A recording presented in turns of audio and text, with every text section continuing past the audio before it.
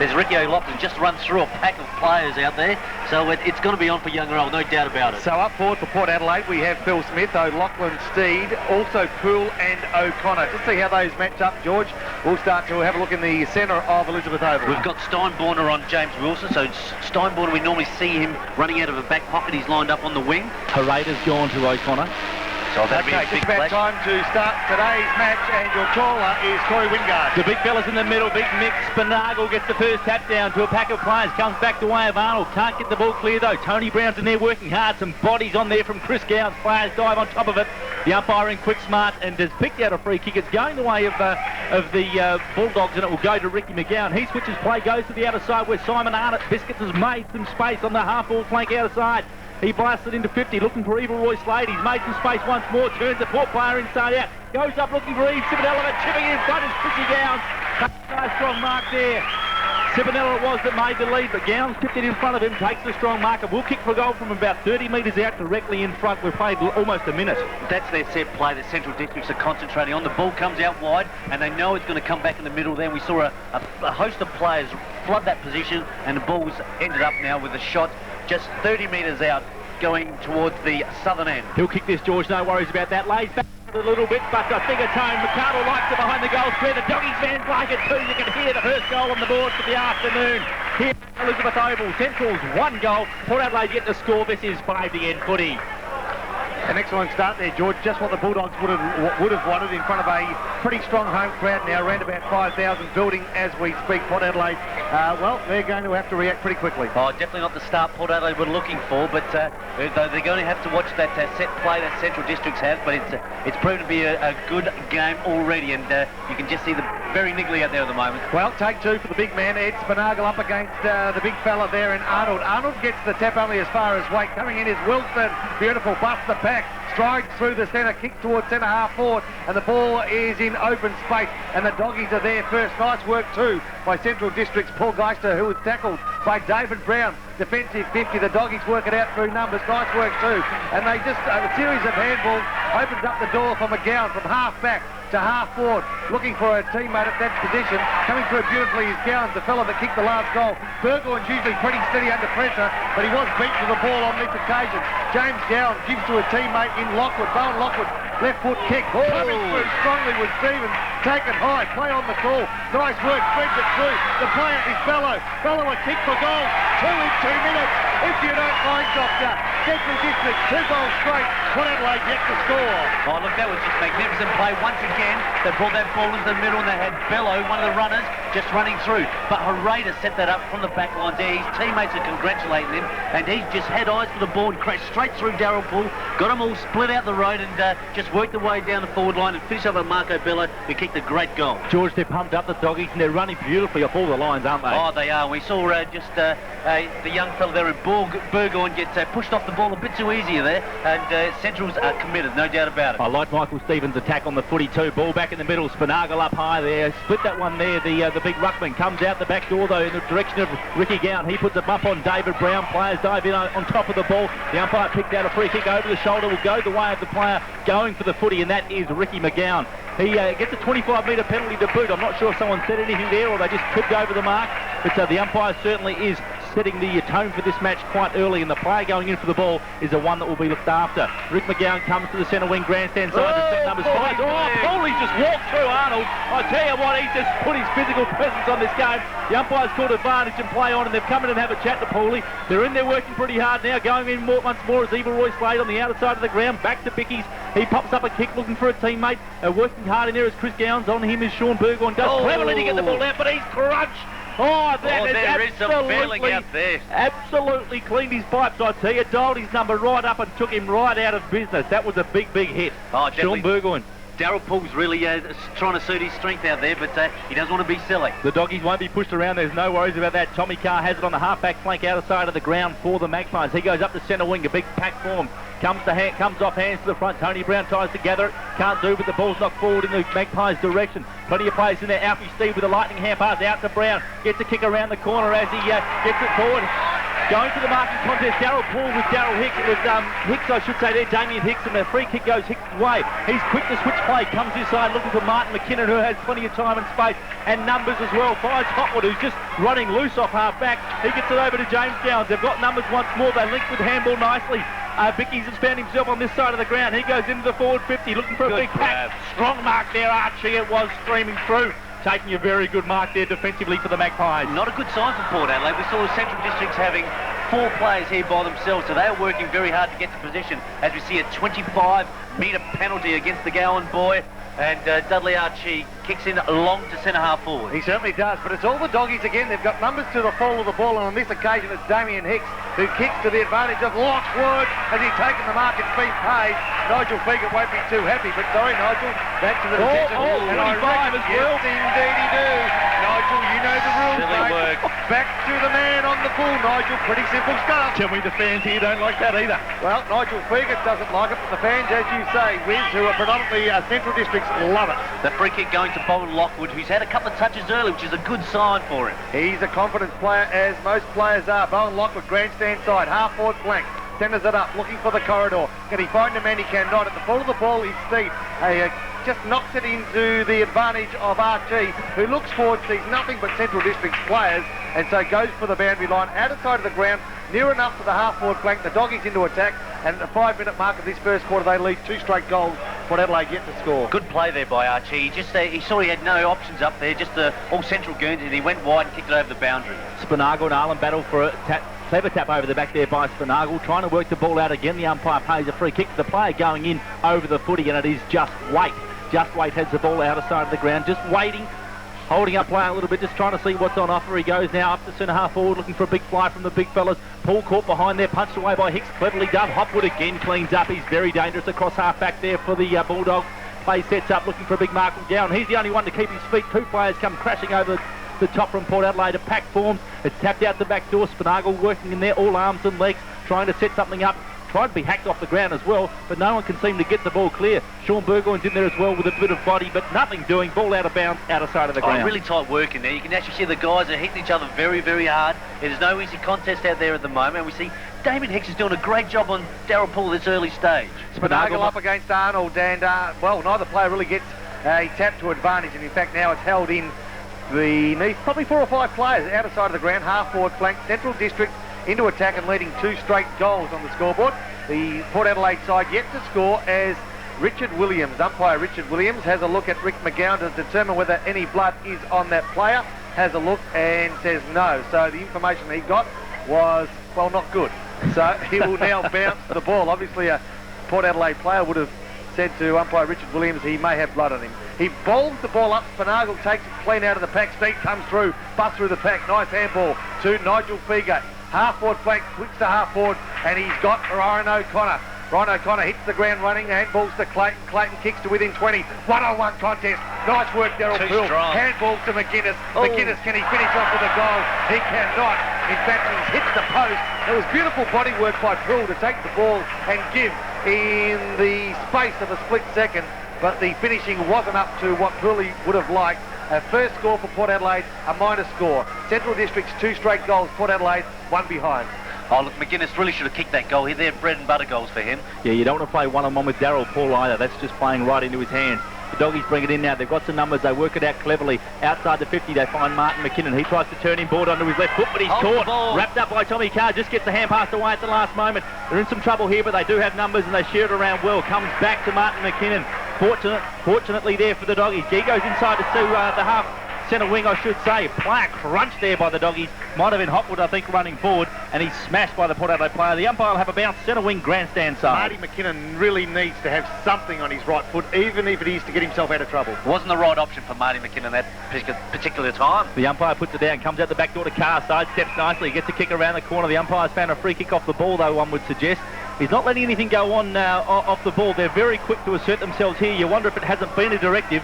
They've paid a free kick and actually taking it downfield with a 25-metre penalty. 50. And it will go, 50-metre penalty, I should say, will go the way of Tom Carr. Bello just gave Tommy Carr a bit of a clip as he ran past the ball there. So the umpire's paid a free kick and given a 50 metre, so he must have been in a good position to see that. Great spotting there, George Fiacci. Yeah, just checking the penalties earlier in this quarter. There's been 3 25-metre penalties and 1 50-metre penalty. So there's been plenty of them. Usually in a game you rarely see any of those given. Stats there thanks to John Nankville as Tom Carr has his shot on goal. The umpires like it. The supporters behind the goals like it as well. The black and white flags are flying. It's their first. They move along to 1-1-7, trailing Central District 2 straight 12. This is 5D footy. It's great work there by Tommy Carr, playing in the middle today. But as we saw the players run back and congratulate him, we saw Alfie Steed just run straight through Stevens and knock him flying. So there is going to be plenty of feeling out there. And don't be surprised if something big like a big blue erupts any minute now. Not that I'm trying to cause one. No, an air of anticipation. There's no question about that. Their aggression at the ball is spot on at the minute as the ball's bounced down. Arnold v Spinagle. Spinagle gets tapped only as far as Central District's James Gowan, who kicks towards the half-forward flank. First player there is his brother in Gowans. Coming through beautifully is Marco Bellick, and they thread a handball through they can. As far as Lockwood, who's taken off the ball as he kicks to within 20 metres of the Doggies' goals. But Archie kicks the ball off the ground, out of the boundary line, over the boundary line towards the 5D commentary position. We just see Lockwood pick up his third kick for the quarter so far.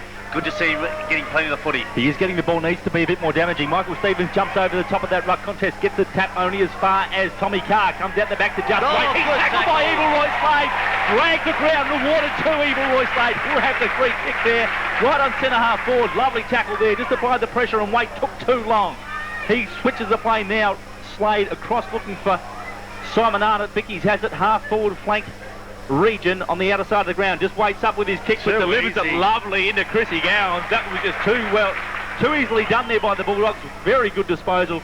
Arnott just held up on it, waited for the space to present itself. Gowans moved into it. Chris Type took the mark, will kick for goal on about a 45-degree angle, 25 metres out. George will kick this goal. He certainly will. Oh, look, there's no doubt he'll kick this goal. But Lovely we see a lot of the focus has been on Sibanella there, and the players are dropping. Poor players are dropping back, trying to cover that hole, leaving Gowans to run free. Oh, put the mockers on him. He's come up short. Spanagle should have taken the mark off the ground. Sibanella, the Frenchman, almost had it, but it's been rushed through for a minor score. I was just about to say it, Poppy. A mercy bot cool, but it wasn't going to happen. The Frenchman just came up a little bit short, was rushed through for a behind. Central move on to 2-2-14, leading Port 1-1-7. Holton plays on from full back, goes towards the outer side of the ground. Not sure the option was the right one. It was Alfie Steed. Guess what? He's 2 foot smaller than his opponent. And into trying to gain height, he gave away a free kick. The Doggies move forward through McKinnon. Half-forward flank to within 30 metres of goal. McCardle jumps high, brings the ball to the ground. Slade overruns it, coming in beautifully and hard is Gowans. He can't take the ball, and the ball will find itself over the boundary line and out on the full, and it will go the Doggies' way. It came off a Port Adelaide player's foot, and I think you'll find that foot belongs to the leg, which belongs to the body of Clayton.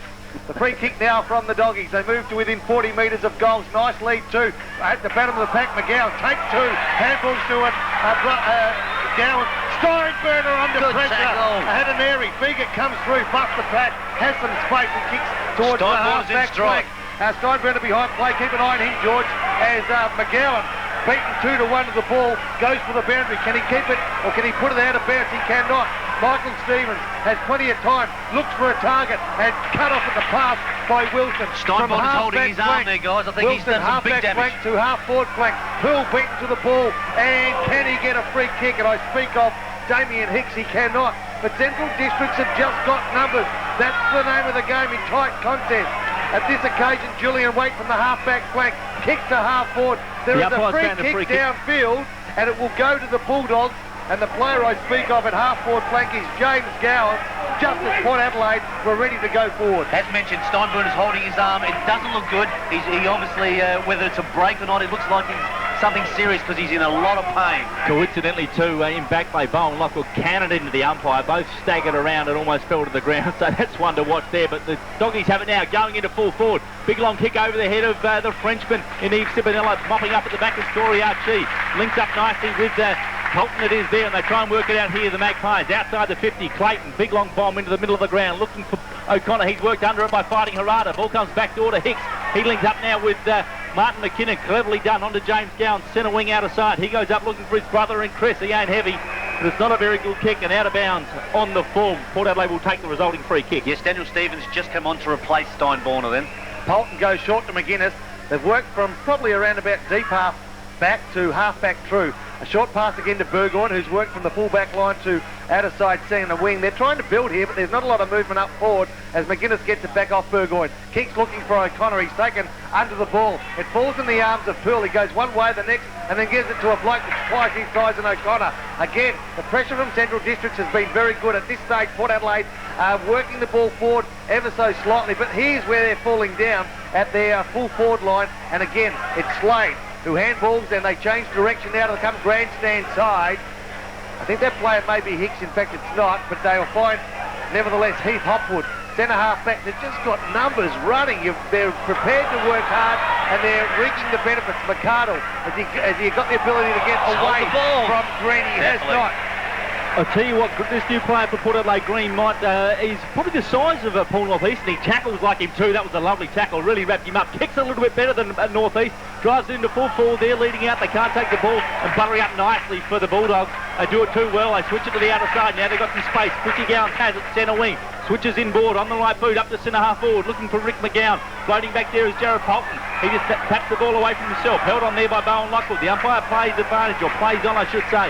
Players dive on top of the footy. Will have down just outside 50, outer side of the ground for the Bulldogs. Just a crucial mistake there by Polton. He just needed that one grab take and just try to finesse a bit and turn that ball over. But Centrals are looking very good. At the moment, 2-1-13, the Doggies. Port Adelaide 1-1-7. The ball bounced down on the arc of the 50. Central District into attack. A group of around about 6 players over the ball, and we'll see another bounce down. Well, the Doggies so far, George, are working very, very hard. They are, and we see umpire in the back play there having a word to Alfie Steed and Marty McKinnon. Well, they're hard at it, as have most players been today. A free kick paid at that bounce down. It will go to Michael Spinagle, the ruckman for Port Adelaide, on the arc of the defensive 50 for him. He goes towards the outer side. The man on the mark is Lockwood. He now goes to handball to Clayton, who in turn passes it on to Nigel Fegan. The kick's poor, though. And the opposing ruckman to Spinagle, who had the ball just moments ago, Arnold, takes the mark ever so easily, goes short to McGowan. McGowan in turn short to Gowans, and you'll find that is James Gowans, and you'll find that I'm guessing there, but it's one of them. He kicks towards centre half forward, looking for his brother, can't find that player. O'Loughlin rows it beautifully, defensive 50, tries to thread it through, almost too cute, but he did find Pearl on the first volley. Pearl to McGuinness, over the top looking for Brown. Brown takes Bellow. Nice work. But the Doggies again, through weighted numbers, have worked their way through from half back to half forward with a series of 4 or 5 handballs. Daniel Stevens centres the ball up, a one-on-one contest. I thought Archie may have taken Simonella out of the contest, and 3,000 Central District fans agree. Clayton takes the mark, goes short to Fegan, half-back flank. He's got a short option in Polton. Polton takes the mark, held up beautifully, half-back flank. Polton now had some runners, and one of those is David Brown. He chips it over the top, doesn't quite find him, should get it on the bounce. He's closed in on by 2 Central Districts players. They work it out nicely, though. The Magpies grubbery kick into Big Ryan O'Connor. He's saddled up by Fighting Harada. They have the numbers there. Hopwood gathers the ball for the Dogs. Tries to dribble it round the boundary line as I dribble down my chin, and the ball goes out of bounds right in front of the scoreboard, which says Central's 2-1-13. Lead Port Adelaide 1-1-7. Yeah, umpires aren't being sucked in here today. They're letting the play go, and they're not giving away the ticky touch with free kicks. Doing very well at this stage. Rucking on this occasion for the Doggies was Martin McKinnon. Took the ball in flight, but was tackled immediately. O'Loughlin tries to thread a passage, cannot. And through numbers again. How many times have we said that today? The Doggies work it out. Beautiful leg. Finds Chrissy Gowans, who's kicked one of the Doggies' 2 goals in this first quarter. Takes the mark. Plays on quickly. Nice work. Daniel Stevens on the end of a series of handballs. That left leg goes to full forward. McArdle, first bounce, throws it beautifully. Got a couple of options. Changes direction. Will he keep possession? He will. This is a walking goal for Simon Arnott. Usually a great finisher. This is no exception. Simon Arnott brings up the Doggies' third. Central 3-1-19. Port Adelaide 1-1-7 on 5GN football. And in the match at Adelaide Oval between Glenelg and Eagles, Glenelg 1 goal, leading the Eagles 3 points. And in Noarlunga Oval, West Adelaide 2 goals 12, leading South 1 goal. And in the big AFL match between Sydney and St Kilda 48, leading Sydney 41, approaching half-time. Great vision there by the Bulldogs player in Sam McArdle to switch it inboard to Simon Arnott, who finished off. And I tell you what, the Doggies fans out here at Elizabeth, they love that. Oh, definitely. Look, The Central players know if they keep running that they'll get the ball, so they're working very, very hard. Let's see if they can keep it up all day. Back in the middle of the ground, the big fellas set themselves. Arnold gets a favourable bounce and he gets the knock forward, only as far as just wait for the Magpies. He gets it round the corner, looking for big Darryl Pools, working, wrestling with his opponent, almost pulls in a one-hander, working hard now on the ground, trying to get it out. The umpire says, no, nothing doing, fellas, I'll have it, we'll have a bounce.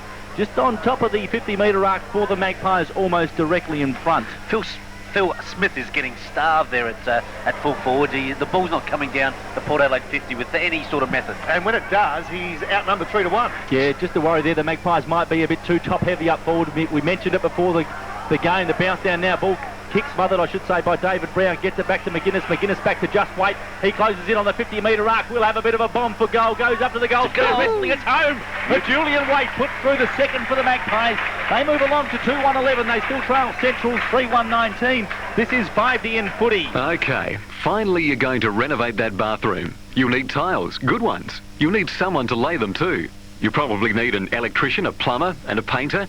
Well, this could take longer than you think. Not if you talk to Morelli Tiles first. Sure, Morelli Tiles sell tiles for every room in the house, but they lay them too. And they've got fully qualified tradespeople on the team, like painters, electricians and plumbers. It'll save you time and you'll get the job done right. Morelli Tiles. Call in and take a look. Well, back here at the Elizabeth Oval, Port Adelaide are showing the fight we've become accustomed to over the years. The ball's bounced down. Arnott gets a left leg kick towards half-forward flank where Slade, who's led to the ball, or in fact leads to the ball, overruns it. The Doggies from outside 50 kick to within 10 metres of goals in front of the package. Lockwood falls to ground. Archie in trouble, passes to Bolton. Bolton runs into a Doggy brick wall. It's taken to the ground, bounced down 25 metres out from goal. The Doggies lead by 6 points behind play. It's Hicks and Poole having words and a little bit of a take-to-take. Oh, look, there, Simon Arnott is working his butt off out there. He's playing very, very well. Bounce down comes to only as far as Phil McGuinness. He's wrapped up by a couple of Doggies and the umpire says, look, fellas, let's just do it all again. I'll have another bounce and see if we can't split the pack. Another Central's player doing very well. Chris Gowans, he's finding the ball, but he's also tackling very hard. Spanagle and Arnold wrestle. The ball comes out the back door as far as Rick McGowan. He lays it off to a teammate across to Simon Arnold again. Back in the 1-2. Cleverly done by the Bulldogs, but the pressure's intense by the Magpies as well. Arnold gets one for his corner as he goes to go, and there comes up to Burgoyne. He wraps Burgoyne up, spins him round and dumps him, and the umpire says, hanging on. I'm not happy. The Doggies fans aren't happy. That was just some good hard footy that was a little bit... misread by the umpire, I think. Ridiculous decision. That was a good tackle. It should have been play on. The Magpies bring the ball now grandstand side as far as Fegert. Fegert tries to play on or make a bit of space for himself. He's cornered well by Danny Stevens, but he manages to get the kick up to Wilson. Wilson switches it inboard, finds Just Wait, who's covering a bit of territory too for the Magpies. He switches it out to centre half forward. Terrible. A bit of a task there, not to the favour of the Magpies, I should say. And it comes down to Chris Gowans, who must have had 100 kicks this quarter. He goes inside looking for Simon Arnott. The ball's punched away by Polton, but it comes down in the favour of the Doggies, and Chris Gowans has it again once more at half forward. James Gowans, I should say. Gosh, they look alike. They're identical twins. He finds a running Marco Bello who's moved into space. Will goal again. Runs into an open goal. That's the fourth for the Doggies. They move along. 4-1. 25. They lead the Magpies 2-1-13 on 5DN football. And they said you can't be all things to all people. Well, at the Eagles Club, they're getting pretty close, with a friendly gaming room and the latest games. TAB and Lottery, a bistro to wine and dine, lunch or dinner Tuesday to Friday, and dinner on Saturday nights. And the Champs Function Room for weddings, birthdays, seminars for up to 250 people. If it's entertainment you're after, the Eagles Club is all things and more. Phone Mary today, 8347 2444. Saturday Sports Live here live at the Elizabeth Oval. The Doggies 4-1-25, Port Adelaide 2-1-13. Ball bounced down, Spanagle v Arnold. Arnold had the momentum, got the tap. McGowan at ground level unleashes a handball to Herrera, running from the half back line. The Doggies work it through grandstand centre wing to Daniel Stevens. From half forward, Stevens kicks towards the offensive 50 and 5, Sivanella. Merci beaucoup. Steve Sivanella attacking 55 metres out, kicks to McCardle, who has the set. Probably pushed his Port Adelaide opponent under the ball and then held without the ball. 4,000 people seen it. Guess what? The umpire didn't play on for the call. Taken high is the Port Adelaide player in Polton. He was taken high by McCardle, And on the last line of defence, Polton will ease the pressure only momentarily. His kick was messed up by Burgoyne. Dropped what he should have taken. O'Loughlin from the defensive 50 goes long and direct. Poole is his target. Hot on his hammer is the big fella Damien Hicks. I thought Hicksy may have interfered with him. Play on by Brown. Brown, beautiful play to Wilson. Wilson 25 metres out, directly in front. And we've got a ball game on our hands. Central District 4-1-25. Port Adelaide 3-1-19. Great play by Ricky O'Loughlin. Got the ball at half-back flank. Kicked it long, stopped messing around. Straight to Darryl Poole. Beautiful handball. How good was Darryl Poole to take a couple of Central players with him and tap the ball out to his teammate? David Brown. David Brown gave it to James Wilson, running down on his left foot, showed his style, showed his skill, put the ball straight through the middle. Well played, Port Adelaide. No doubt about that. Darryl Poole will play one-on-one, man-on-man footy with anyone in the comp. He loves it that way, and they can't afford to do it to him. Already in this first quarter, we've seen several SANFL magic moments thanks to Glenn Byrne Fabrics, when only the best will do, and James Wilson's last goal was a beauty. No doubt about it. 5DN football, brought to you by Northern Plumbing Supplies, is hot this afternoon. Ball bounce by the umpire, favours Spinagle. He gets a hand pass out to Tony Brown, who's working hard in close. Plenty of players fighting in there. The ball comes out the back to Tommy Carr. He wheels around onto the left boot. Gets a kick around the corner looking for Ricky O'Loughlin. Takes a nice strong mark. Under close attention there from Tyson Hay. Tries to get up and go, but Hay just keeps him covered. Ricky O'Loughlin doesn't like it too much. Has it now on the right boot. Swings around to centre half forward. Looking for the Rhino. Gets up pretty high. Not a bad effort there. Comes to ground. Quick snap out there by Phil McGuinness. Just offline, through for a minor score. Port Adelaide 3-1-20, Trail Centrals 4-1-25. Phil McGuinness had Alfie Steed wide there, should have given off, went for goals and missed it, so Steve Williams will be sending the runner out. No doubt about that, let him know he's got to use the options if they're there. Big Ryan O'Connor got off the ground there. I didn't recognise him. It looked like a jumbo jet, I can tell you. He's a very big fella, but he got a nice ride.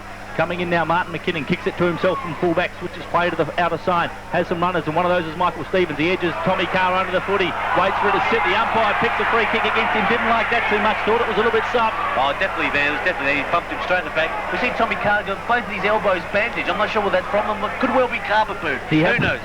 He had one last week, he had one bandage on. He's probably just got a matching pair this week. He has it now. Tommy Carr switches into centre half forward, finds Just Wait. He's just taking a little bit of time, trying to weigh up his options there, waiting for Paul to offer something. Phil McGuinness offers one in short, decides to go long now. Looking for the big man in O'Connor. Spinagle's back there as well. The telescopic arms go up. It's punched away from him. Down as far as... Is that Fegan in the forward line? Fegan. He's run down too, looking for it to sneak a goal. Can't do, and the ball runs out of bounds, outer side of the ground, forward pocket there for the Magpies. 32 players inside the Port Adelaide attacking half, only 4 in Central District's attacking half. Yeah, Port Adelaide had control of this game for the last 5 minutes. Ball thrown back in, a free kick picked out, not sure who's been paid to. The Doggies, much to the relief of the Bulldog fans who you'd probably hear in the background, because over the last 5 minutes they've probably copped a few, well, 50-50 ones against them.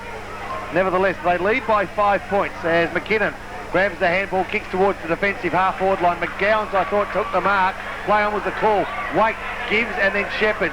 Brown, who's been busy, but certainly hasn't got a lot of possessions. He's been busy fighting hard for balls that he can't get clean possession of. And now it's Slade from outer side wing. Kicks a one-on-one contest. Another free kick downfield. Plenty of aggression in this game. So Matty Slade from the half-forward line, outer side of the ground, will put the Doggies into attack again. Yeah, good work in there. Marco Bello was working hard. A report has been made on Brown. Tony Brown has been reported. I'm not sure what for Port Adelaide, but he has been reported. Oh, I didn't see that. He's one of the central players out there. Looks like Gowan's boys, one of the Gowan's boys. He's looking a bit groggy, but I didn't see that. Free kicks this quarter, fellas. There's been 19 paid, 10 to Central and 9 to Port Adelaide. They'll be blowing the pee out of their whistles very, very shortly if they keep that up. I can tell you what, the umpires are working overtime, just making sure this game doesn't blow out, because already we've seen plenty of physical confrontations, if you like, nothing untoward.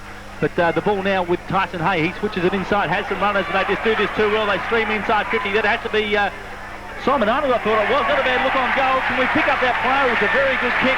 Maybe it was James Gowans. I'm not too sure. I think it's James Gowans. Thought it was Chris. I think it was James. The twins look alike, identical twins, and these goals, that is the 5th for the Doggies. They move along to 5-1-31. They lead Port 3-2-20. This is 5D in footy. And in the match at Adelaide Oval between Glenelg and Eagles, the Eagles yet to kick a goal. Glenelg 1 goal 1, leading the Eagles 4 points. At Noarlunga Oval, West Adelaide 8 straight goals, 48. They lead South 1 goal 1. And in the big AFL match between Sydney and St Kilda 9 goals 7, leading Sydney 8 goals 5. A 2-point ball game. Make that an 8-point ball game approaching half time. Well, back here it's quarter time at the Elizabeth Oval, and Central District 5-1-31, Port Adelaide 3-2-20. An intriguing first quarter of SANFL football in the dying seconds. Ricky O'Loughlin showed plenty of aggression. Both teams very close to each other as the huddles are forming. There's plenty being said. Rick Gowan's in there. Both the Gowans boys, Rick McGowan I should say, both the Gowans boys, they're tough, the two get the Gowans twins, very tough, and they'll be verbal. They will not take a backward step. Mark my words, this is going to be a crackerjack afternoon. Yeah, we've seen Centrals take the game right up to Port Adelaide. We can play Port Adelaide at their own game, they're saying, so they're hitting Port Adelaide very hard. We're checking the stats. Central 53 kicks, Port 40 handballs, 40-24 in favour of the Dogs. Marks 21-14 in favour of Central. Hit-outs 6-5 in favour of Port Adelaide. Frees with 13-10 in favour of Central. Centre breaks 3-2. There were 2 25-metre penalties to Central, 1 to Port and 1 50-metre penalty. And the Gowans boys 9 possessions each, and for Port, Waite 8 and McGuinness 7. Johnny, love your work. And that is statistics, Corey, not statistics. Your call, Corey Wingard. Ball comes out to that player that John Nankerville was talking about, and Julian Waite gets a hand pass over, and they're away and running now. The Magpies up to centre half forward, looking for a lead there from the big fella in Philip Smith, who really hasn't been cited that much, as George Fiacci has said. The ball goes out of bound. Interesting change there, George Fiacci, too, for the Magpies. Yeah, Spanager is off. We see young Shane Holmes come on. He played very, very well last week, but we see Ron O'Connor straight in the ruck, and Steve Williams not happy with his setup on the ball. Paul doing the ruck work in the forward line, comes the way of Ricky O'Loughlin. He tries to spin out of trouble, gets the hand pass only as far as that man George mentioned, who's come onto the ground in Holmes. Out the way to Polton. He gets a bit of space created to him by Just Waite. Polton's pass goes across the ground and finds Wilson. Wilson has it at centre half forward, just outside the 50-metre arc. Goes inside the 50, looking for the big fella in Smith. He's worked under it by Geister, punched away from him in the direction of Arnott. And he, absolute paddock, decides not to use it, just pops it on the build up to centre half forward, working under a well the Central District player there. Slade, An evil well done. Slade, cleverly done. Comes out the back door to Bowen Lockwood though. Pass goes out in front of Eve 7-0.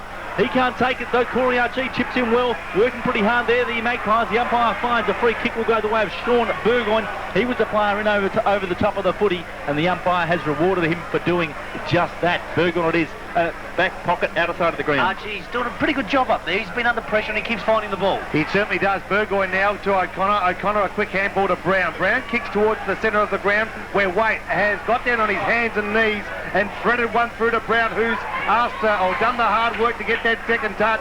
But again, this is where they're breaking down. It's the Port Adelaide side being beaten again on half-forward line by the Doggies. Bowen Lockwood jumped and nearly grabbed a plane, and he missed the ball. And as the Doggies work it forward, it's McArdle for the Doggies, who's tackled hard. The ball Good tackle, spills out. Rick. Nice work too. And it's the Julian Waite for Port Adelaide. Finds Holmes. Holmes waits a moment too long, but gets his pick away to McGuinness. McGuinness has it centre wing, grandstand side of the ground. The crowd don't like it too much either. Plays on now, swings on that right boot, goes into the centre of the ground, should get it tipped off. It does. Central player gets his hand to it, comes in the direction of Tyson Hay, tries to crash his way through. Alfie Steed though butters up, gets it across to Wilson. As his kick smothered, great effort there from the Doggies player. They're putting in great first and second efforts. The pressure's really intense out there. O'Loughlin it is that gets it out of the middle of the ground, up to centre half forward. Philip Smith on a long lead. He's out his 50, punts away from close attention from Geister. He gets a hand pass, only far as back as Wilson. Turns over to David Brown again. His hand pass back to Wilson once more. Still working hard outside the 50. Ball comes in. Holmes is pushing up there. McKinnon's back there. And McGowan as well. He butters up, gets it over to Michael Stevens. They should clear the defensive zone this time. The Bulldogs. Michael Stevens it is that gets it outside of that 50. Looking up there for Arnold. Tipping in though as the Magpies player. He's pushed as he goes to take the mark. I think that was Alfie Steve. And he has it. Half forward flank for the Magpies, outer side of the ground. Nothing in that. And Port Adelaide are playing an unusual style of game. They're trying to copy what how Centrals are playing, and it's not suiting their style. I think Alfie Steed goes towards centre half forward looking for O'Connor, Corey. Yeah, but Evil Roy Slade is chips in. I think they've got a better match-up though with the one big man off and Holmes on the ground for the Magpies, however. Slade works the ball quickly. Daniel Stevens finds himself the ball from the half forward flank. Picks to a one-on-one contest. McArdle tries to win it at the back of the pack, picks up the ball, tries to work himself into position at goal, cannot. Archie works the ball and all over the boundary line, 10 metres out from the Doggies' goal.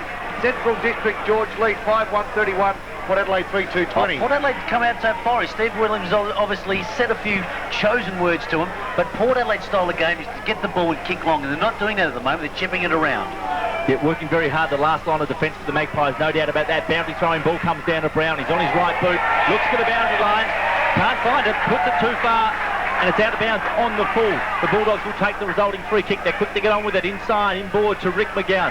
He has it now, just holding up play, looking for someone to make an offer. Big Ryan O'Connor has dropped back and he's filling in that space, so they try and switch play right across to the outer side. Simon Arnott gets it, lays it off to the running player in Heath Hopwood, who's down from half back. He looks for McArdle, who's on a nice lead, gets to the front but can't hang on to it. Marco Bello was at the front too, but as were 3 or 4 Magpies players. Brown it is to get the hand pass over the top to Polton. Polton gets his hand pass to a teammate, but it's too high for him and out of bounds on the full. Desperation inside the Bulldogs 50 from both teams. Exactly right, and that's a well picked up, Wiz. That's the difference between two sides. In the first quarter, Port Adelaide's forward moves were just bounced out far too easily, George. Yeah, definitely. Yep. Big boundary throw in there. Lockwood tries to get high. Magpies there cleverly with skill. Working that out there was Sean Burgoyne. Just showed a class above there.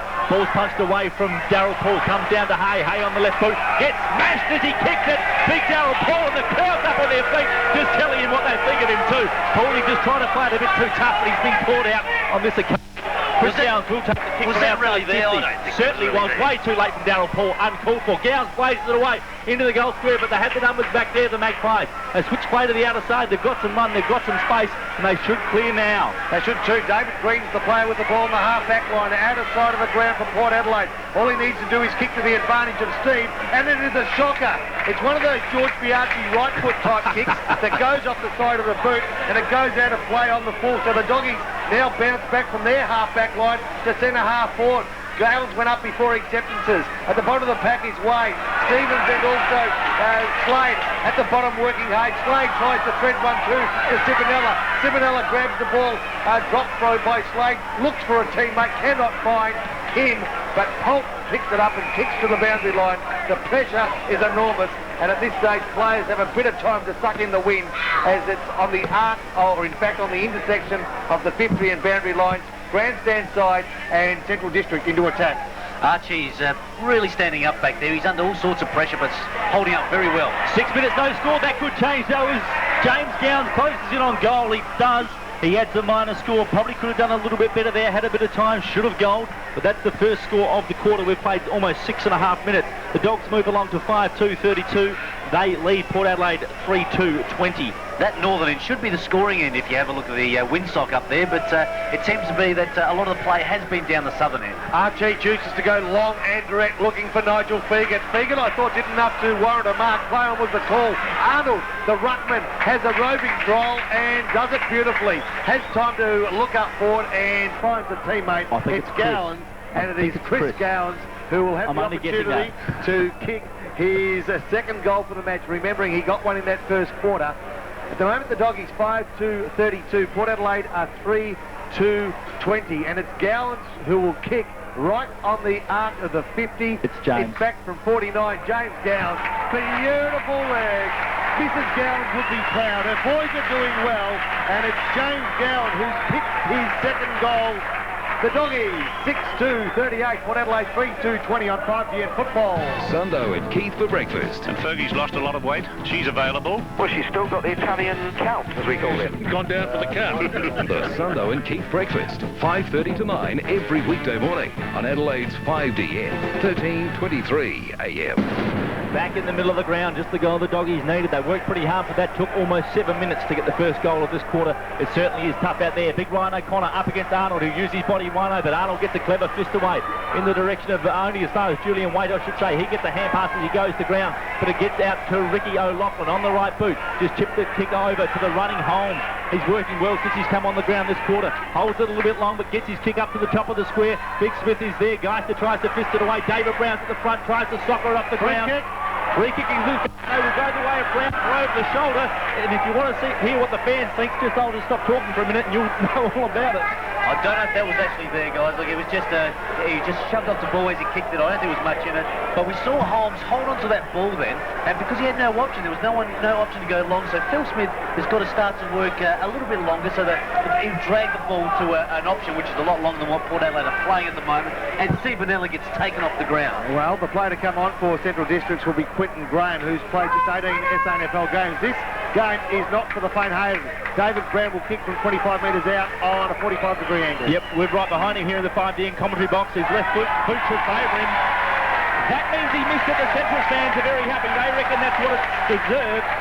And that's the third minor score for the Magpies. They move along to 3-3-21. They trail Central District 6-2-38. Set play here by the Doggies. They line up around about 35 metres from goals. There will be a designated kick two player. Let's see if we can pick him. It looks like it's going to be Martin McKinnon, but it's not the right option. Julian Waite picks it, shepherds him away from the play, and O'Connor should have taken the mark. He did not. It drops to the ground and kicked off the ground by Gowan. Only as far as the centre of the ground where Wilson stops it in mid-flight. A beautiful tackle by the Doggies. Opens the door for Lockwood. Lockwood from 65. Kicks to within 30. You're a little beauty, say the Doggies fans. Quinton Graham, what a move, Alistair Clarkson. He's been on the ground for 5.33 seconds, taken a mark and kick a goal. Oh, look, actually, what could you do? Like, he was caught out of position there, but great move to get Quinton Graham on for that. And Simonella has been struggling. Archie has sort of had the better of him, but I thought Simonella had worked hard. I thought he was pretty unfortunate to come off the ground, but hey, the coach has made a great move here because Graham comes in from directly in front, should finish this. The flags aren't flying, I'm afraid. Ladies and gentlemen, just wasted some good work there. Great mark, but failed to kick a goal. What about a terrible decision by Alistair Clarkson to bring him on the ground? But we saw James Wilson make a critical error there in the middle of the ground there, which caused nearly a turnaround and a goal. So James Wilson, yeah, I think he's been playing very, very well. But Port Adelaide are feeling the pressure. Magpies bring the ball into Carr, who provides the short option. Chris Gowans runs at him, leaving Polton free on the centre wing. Can he get the ball to sit for him now? He does. Turns it inside. Waite provides a good shepherd. He's got some runners now too. Out in front of Tony Brown, setting the task. Can he gather in? Does. Breaks away. Alfie Steed's a runner for him on the outside. The hand pass sits up a little bit. David Brown's made space and Steed found him. And David Brown takes the mark 40 metres out from goal, probably maybe 35 directly in front. Good system there by the Magpies. Miss this time. There's no way. The beautiful left footer like David Brown, us left footers, we don't miss two in a row. You reckon he might be a bit dark about missing the last one? I think he certainly will be. But we've seen Tony Brown working very hard through the middle of the ground there to set David Brown up. And David Brown lines it up and kicks it straight through the middle. We are thinking certainly is a goal. I told you we would miss two in a row. Good work, David Brown. This is 5DN football. Now, Og, you ready? Me ready. Okay, jump up and down. Up, down. See, Og, you're doing what you're told. That's called compliance. Compliance. Same as Scott's Plumbing. Whenever they put in your new hot water system, they leave a compliance certificate. It guarantees the work's been done to the right standard by a qualified plumber, not some hairy caveman. Sorry, Og. Me deeply offended. Scott's Plumbing, now in hot water. 66 Og. OG Road, Clemson. Welcome back to 5DN football. We're here at Elizabeth Oval as Phil Smith has taken off the ground and Eugene Warrior comes in the lineup at full forward. David Brown just getting his fourth kick there, incidentally, fellas, with that goal. The ball kicks out of the centre of Elizabeth Oval. First player there, Shane Holmes, tries to take it swiftly with the left hand. Cannot, overruns it. Slade picks it up. Handballs inboard to another left footer in Marco Bello, who's kicked two. And from 55 metres out, extra post. If you don't mind, Dolly, it's another behind for Central Districts. 6 goals, 4. That's a total of 40. Port Adelaide 4-3-27. Archie playing very well for the Magpies back there. Had that covered, I would say, and just let it go through and hit the bottom of the post almost. He's playing extremely well back there for the Magpies. They bring it in now, though, and find Tommy Carr. He's provided the short option a couple of times on kick out there for the Magpies, but he's just been blocked up a bit now. The zone is working well for the Bulldogs, and he's just trying to find an option. There's not much doing. The umpire's going to call him to get it on in a few moments' time. I think the crowd definitely is asking him to. Big Ryan O'Connor's providing an option across the ground, but he decides to go to the outer side where he finds Just Waite, who marks it right on the 50-metre arc, outer side of the ground, in front of the scoreboard, which has the Bulldogs in front by 13 points, and we've played 13 minutes into this second term. Oh, big fly by Bowen Lockwood, looking for a Glimburn magic moment. Couldn't pull it down, though. The Magpies have some numbers and have the run, but they've blocked off well the Bulldogs through Heath Hopwood. The ball comes out now to Michael Stevens, right on centre half forward. Gets it up, looking for McCardle and Archie, a one-on-one battle. McCardle taking advantage. He's held onto by Archie. He doesn't get a free kick. Chris Gowans is smashed. Absolutely smashed. And he gets the resulting free kick. He's a tough nut. Puts himself in 2 players. Absolutely creamed him. And we'll take the free kick, kicking from probably 10 metres out on a 45-degree angle, right down the line of the 5-10 commentary box. Chris Gowans, as we said, just crashed into that ball. It's not a Glenburn fabric magic moment, but it's close to, because he just went straight for that ball, had no fear for getting injured, just went straight at it and puts the ball straight through the centre. Great work, Chris Gowans. You deserve that goal. And there is some rough stuff going on behind play here. Couldn't let his brother get away with it. They've kicked 2 goals each now, the Gowans boys, and the players just having a bit to say. And I can tell you, both the Gowans boys will be in there, and they will be giving it to the Magpies. No worries about that. Port Adelaide, Central District, I should say, now have kicked 7 goals 4-46. They lead Port Adelaide 4 goals 3-27. Ricky O'Loughlin is really the antagonist out there. He's not happy. Something's happening out there. And we see he's always involved in a lot of this by-play or behind-the-play rough stuff. So I'd like to see Ricky O'Loughlin just focus on the game and pick up the kicks, as we know he can do, and be very, very clever as he is. Exactly right, especially since Central District's copped a lot of flack during the week for some racial vilification issues. Interesting that Ricky O'Loughlin, an Aboriginal player, is having most to say today. The Doggies go forward through after Mark McKinnon takes a strong mark, half-back flank. They feed off. This is where they've been at their very best. Up forward, Tom Carr. Well, he puts a hurdle in front of them just slightly. Holton comes in, takes a good bump on James Gowans, who's kicked 1 goal already this quarter, 2 in total. The ball to be thrown back in, grandstand side, half-forward flank. Let me tell you, if the Gowans parents are here, they'd be sick of clapping the men at the time these guys keep getting the ball. They have been very good. Marco Bello tries to take the ball out of the ruck, but Phil McGuinness gets a quick kick out, only as far as Simon Arnott. Goes in hard and fast, gets smashed after he got rid of the footy, and Paul's having a bit to do with him too off play. Free kick played down the field. He's going to get burnt, big Darryl Paul. You can't play that style of footy here. It's umpire Phil Navia, and he's too tough for it. He's Simon Arnott. I'll tell you what happened there. The umpire didn't see what happened. He saw Darryl Paul in the area, just made up his mind. Darryl Paul must have done something wrong to pay the free kick. Darryl Paul took Simon Arnott to the ground and then gave him a punch in the head as Simon Arnott tried to get back up. The free kick was there. And it was deservingly so. Lucky he wasn't reported. Steve Williams needs to make a tough decision there. Too many free kicks as Port Adelaide work from the half-back through O'Loughlin. O'Connor on the centre wing grandstand side. O'Loughlin works hard from half-back, as does Julian Waite. O'Connor keeps the ball boundary side, looking for Holmes. Beautiful grab. As you heard George Piazzi called by Shane Holmes, who's been very busy in this second quarter. The lead is on by Warrior. He locks it in the sub. Got hands to it, but spills it over the boundary line. Boundary throw in, intersection, boundary and 50-metre line. That was definitely a Glenburn Fabrics magic moment by Shane Holmes. Great grab one-on-one. But we see Eugene Warrior now came on, going full forward, but he led very, very wide in the pocket there. Not the option that Port Adelaide are looking for. They need to get an authentic full forward back there. Unlucky for Warrior, he did have the sun right in his eyes. Ricky O'Loughlin tries to fly over the pack. Harada's in there, gets a high tackle, but he cleverly gets the ball out to Martin McKinnon, who runs the ball up along the boundary line. Chris Gowans working hard with Jared Polton too. Stephen Williams has made a change. He's paid the tribute to Chris Gowans by putting Jared Polton onto him, and they are really on fire, the Gowans boys, at the moment. Let's take a quick score check from around all the grounds. And half-time in the big AFL clash between Sydney and St Kilda. St Kilda have an 8-point lead at the half-time break. At Adelaide Oval, the Eagles in front by 1 goal. They lead Glenelg 1-8 to 1-1. And at Noarlunga, West Adelaide in fine form, they lead South 12-1 to 4-3. The ball to be bounced down, grandstand side, centre wing, Central District, 7-4-46, Port Adelaide 4-3-27. The 2 players to do the rucking duels will be Lucas Cowan and also Ryan O'Connor. The Doggies work it forward. They've just got the numbers. They're just edging the ball forward in a 50-50 contest. They are leaving Port Adelaide for dead. Here's another one. I thought Hopwood took a short step there as Poole came for him, but now the Port Adelaide side look for Holmes. The ball spills over the back of the pack.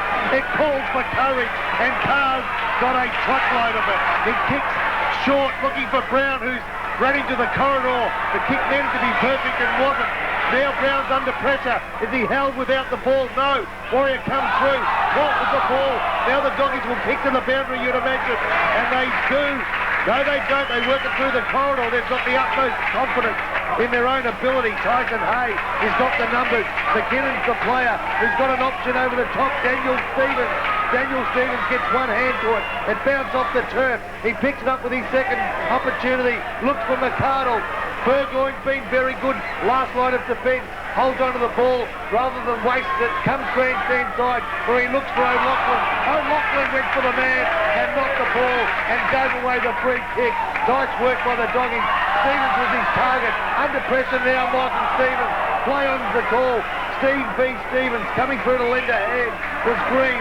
Now it's Gowans who handballs backwards but keeps possession to Heath Hopwood, the acting captain for the day. He goes short, finds Marco Bello who's kicked two. Both of those in the first quarter. He's 35 metres out directly in front. I'm sick of saying this, but Central District sticking to their game plan. Once the ball's there, they have runners.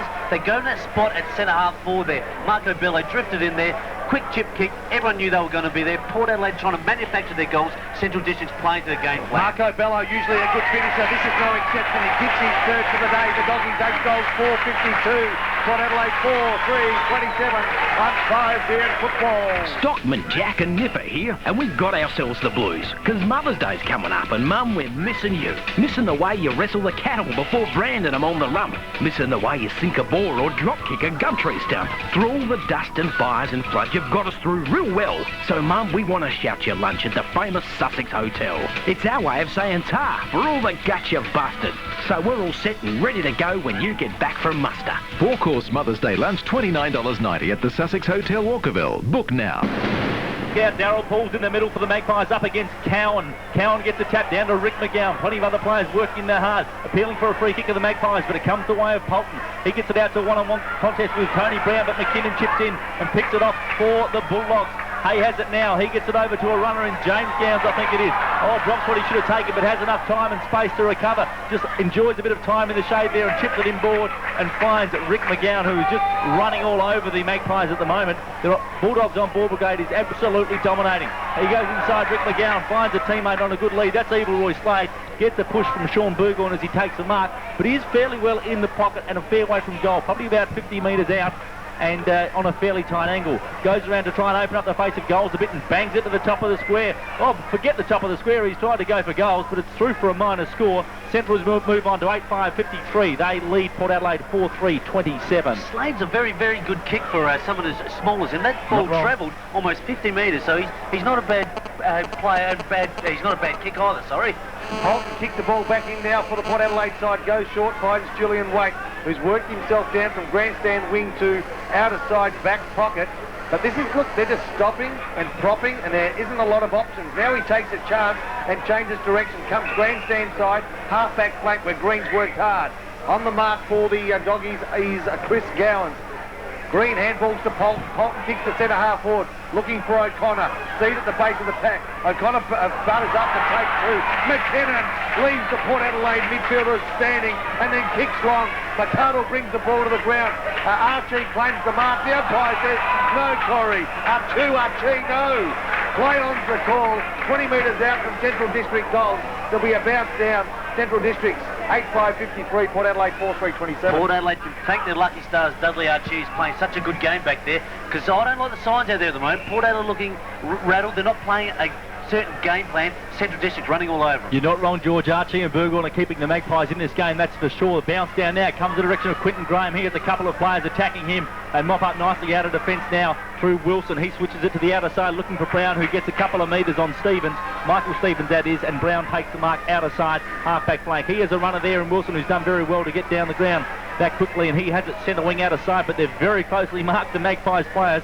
Unlike the Bulldogs, when they have it on the rebound, they seem to get free a little bit easier. The kick now up the centre half forward, chipping in, taking the mark again is Tony Brown. Wilson and Brown sharing the footy quite cleverly there, and he has it right on half forward flank. Chips it over Ricky O'Loughlin's found some space for the Magpies. Should burst into 50 now. Goes to the top of the square. Geister and O'Connor. O'Connor trying to body him out. But mopping up is Rick McGowan. Cleverly keeps the ball in play, dances around, shows it to the crowd, and then decides to walk it over the boundary line, the goal line for a minor score. Rush behind. Nathan McDowell is warming up on the boundary line, and Alfie Steed surprisingly is coming off, but he has been pretty quiet and had a bit of a dirty day, I suppose, on the Gowan boys. Has got a bit of a limp there, I think, Alfie Steed. Nathan McGowan comes on, his friends call him Andy. The ball comes in from Central District, sits outside 50. Good mark taken by Danny Stevens. He has a grandstand sign in front of the 5D commentary box, but the umpire's found a blood rule. Someone will go off just to get some things stitched up. Ryan O'Connor's caught one back, I would suggest. for a bit of blood. He's taking his time to get off the ground. The umpire can start the play again within 30 seconds, and that might hurt the Magpies if he does so. Yeah, big Spanagle is coming back on. Ron O'Connor's got a very nasty cut, blood dripping out of his eye there. But Port Adelaide really... Now, Phil Smith actually now is coming on. Port Adelaide got to tidy that forward line area up. They're just straightening up the edge. On the ball goes in, it comes out far too easy. There's no system up there. Central Districts are doing a very good job battling up probably what was Port Adelaide's strength at the start there. So now we see who has got the free kick there. Daniel Stevens, and you've got Heath Hopwood all by his lonesome. Grandstand side, half-back flank, kicks to half-forward, numbers to the ball again. In front of the pack, it is the big fella for the Doggies in Cowan, who marks in front of Daryl Poole. Daryl Poole, little effect in this game. In fact, the effect he's had has favoured Central Districts to date. Too many free kicks. They go inside the attacking 50. It's Wilson who reads the ball beautifully off hand. His kick is smothered. In fact, it falls short into the arms of Stevens. Gives back to Hopwood a quick hand. They change direction, keep possession, and they're doing that beautifully, not wasting touches, the Doggies. Again, they go short, and they should have McKinnon on the break. The kick needed to be a little bit better than that. McKinnon's got enough pace to run onto that left side, and then kick to the top of the square, where McArdle sits at the back of the pack. Beautiful play, Marco Bello. Goal number 4, Marco Bello. Good work, the Doggies. They've just done everything professionally today. Port Adelaide have tried to throw them off their game, and Centrals have stood tall to date. 9-5-59, Port Adelaide. 4-4-28. Yeah, 33-point ball game. They're on fire, the Bulldogs. Oh, Marco Bello, look, he's loving it out there. All the attention now is going on the Gowans boys, and Marco Bello just bobbing up all over the ground. Kicked 4 goals so far, and it's only, what are we, 25-minute mark of the second quarter. Well done, Marco Bello, playing a very good game and destroying Port Adelaide up forward. Yeah, Gowan is in the middle to do the ruck work against Daryl Poole. Poppy's right on the money there. Poole's been more advantageous to Centrals than he has to his own team today, I would suggest. He tries to take out Cowan there and just runs his body straight into him, but Cowan bounces up and goes after Poole again. They're trying to set something up here, the Magpies, but again, the Dogs just have too many numbers. Cowan is back in there, gets the hand pass over to Becky Simon Arnott. The McArdle gets out, pushed under the ball by Archie. Had the numbers at the back though. Marco Bello once more throws the hand out, can't take it, and they butter up through Clayton. Now the Magpies get the kick, gets his kick over to Julian Waite. Just Waite chips it along the boundary line, looking for a Lachlan, and that's unfortunate because it has gone out of bounds on the full, and Rick McGowan will take the resulting free kick. Rick McGowan looking for options, trying to find something, make something happen. He blazes it away, puts it inside the 50. The little fella at the back trying to take the mark, can't do so. And the Magpies have the ball. Evil Roy Slayer just too short there in the matchup against Sean Burgoyne. Comes across to Archie. He switches play to the outer side. James Wilson is there. Or rather, Nathan McDowell, I should say. His friends call him Andy. He gets it on to James Wilson. Sets him a task. Has a bit of space to cover. James Wilson should close in on it there. Hotly pursued there by the Centrals player. Almost manhandles him, but cleverly done by Wilson to paddle it out to himself. Has one bounce now as he closes in on half forward. Spears a pass in for Eugene Warrior. Can't do anything with it, and the Doggies turn it over. Rebound, watch it hurt him on the way back. The Bulldogs, they do run, and they run well. Chip kick comes over, I should say, in the direction of James Cowan. He thinks about playing on, but is helped by the Magpies opponent there, and is told to come back and take his kick. Well done there by Nigel Fegert to get a finger into his jumper, I should say. Oh, once again breaking down up forward, as we see James Cowan just put the ball. Is that Cipanella just come back on? Certainly is. The Frenchman's back, and we're happy about that. What does he say, Bobby?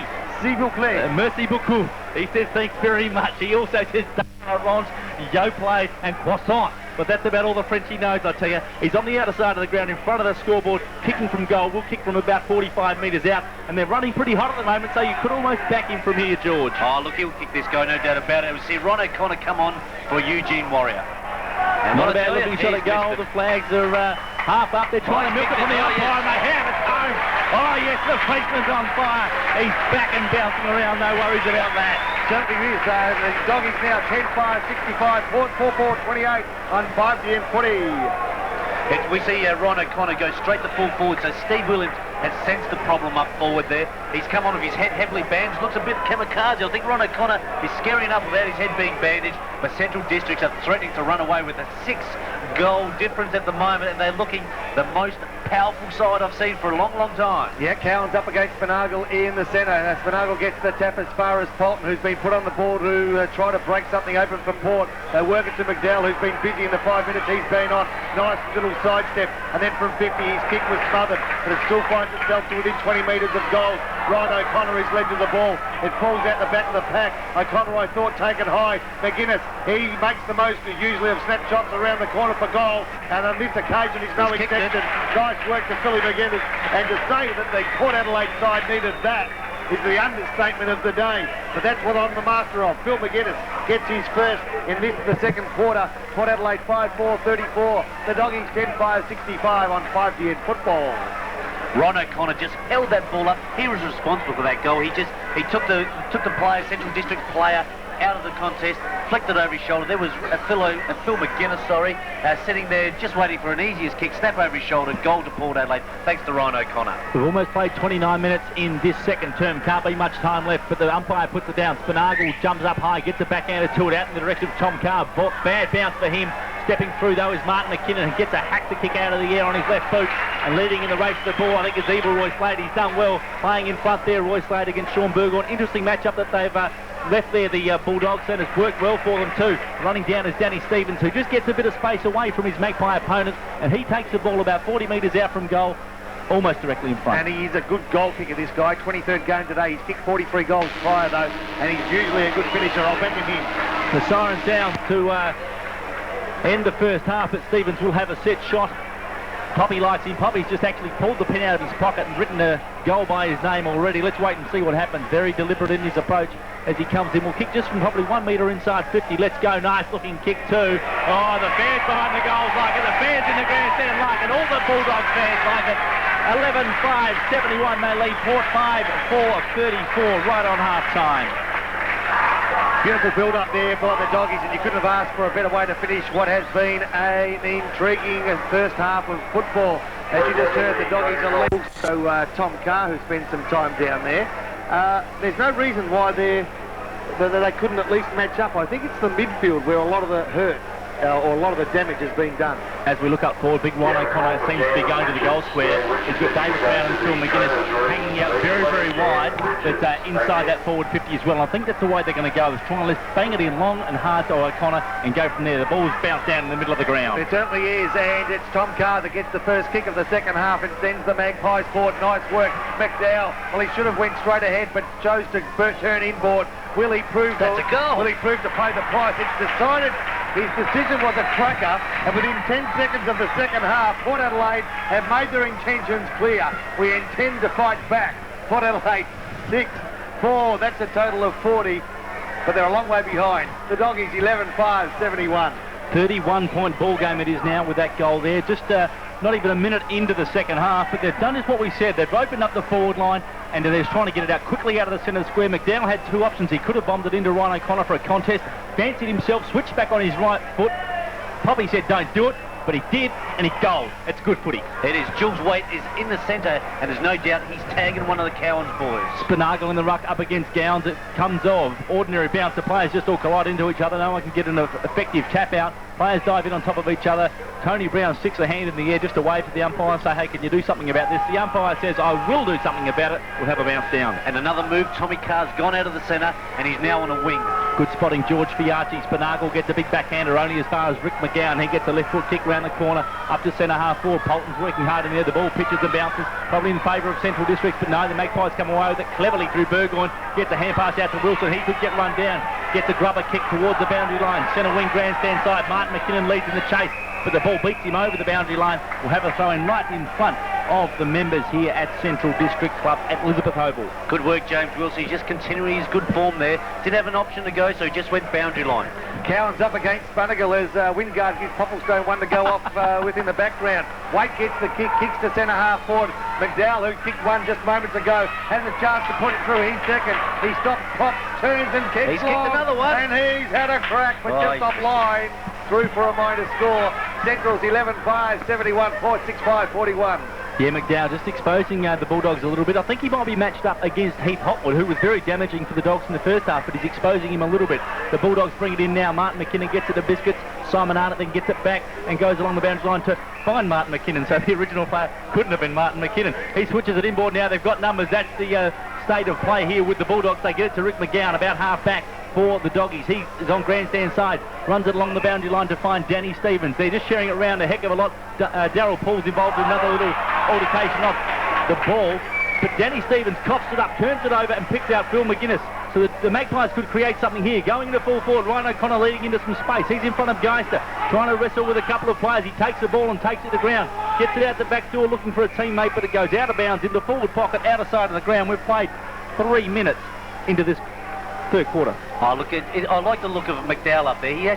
He's looking very lively, and Ryan O'Connor continues to bustle his way around there, holding the ball in the area. Speaking of that player, O'Connor gets the tap only as far as Gowans for the Doggies. He goes towards the outer side, finds McGowan. McGowan brings the ball inboard, finds a teammate there in Simon Arnott. He's milked it beautifully. He's been interfered with after the mark by Elton Speed. Milked it beautifully. Another 25-metre penalty.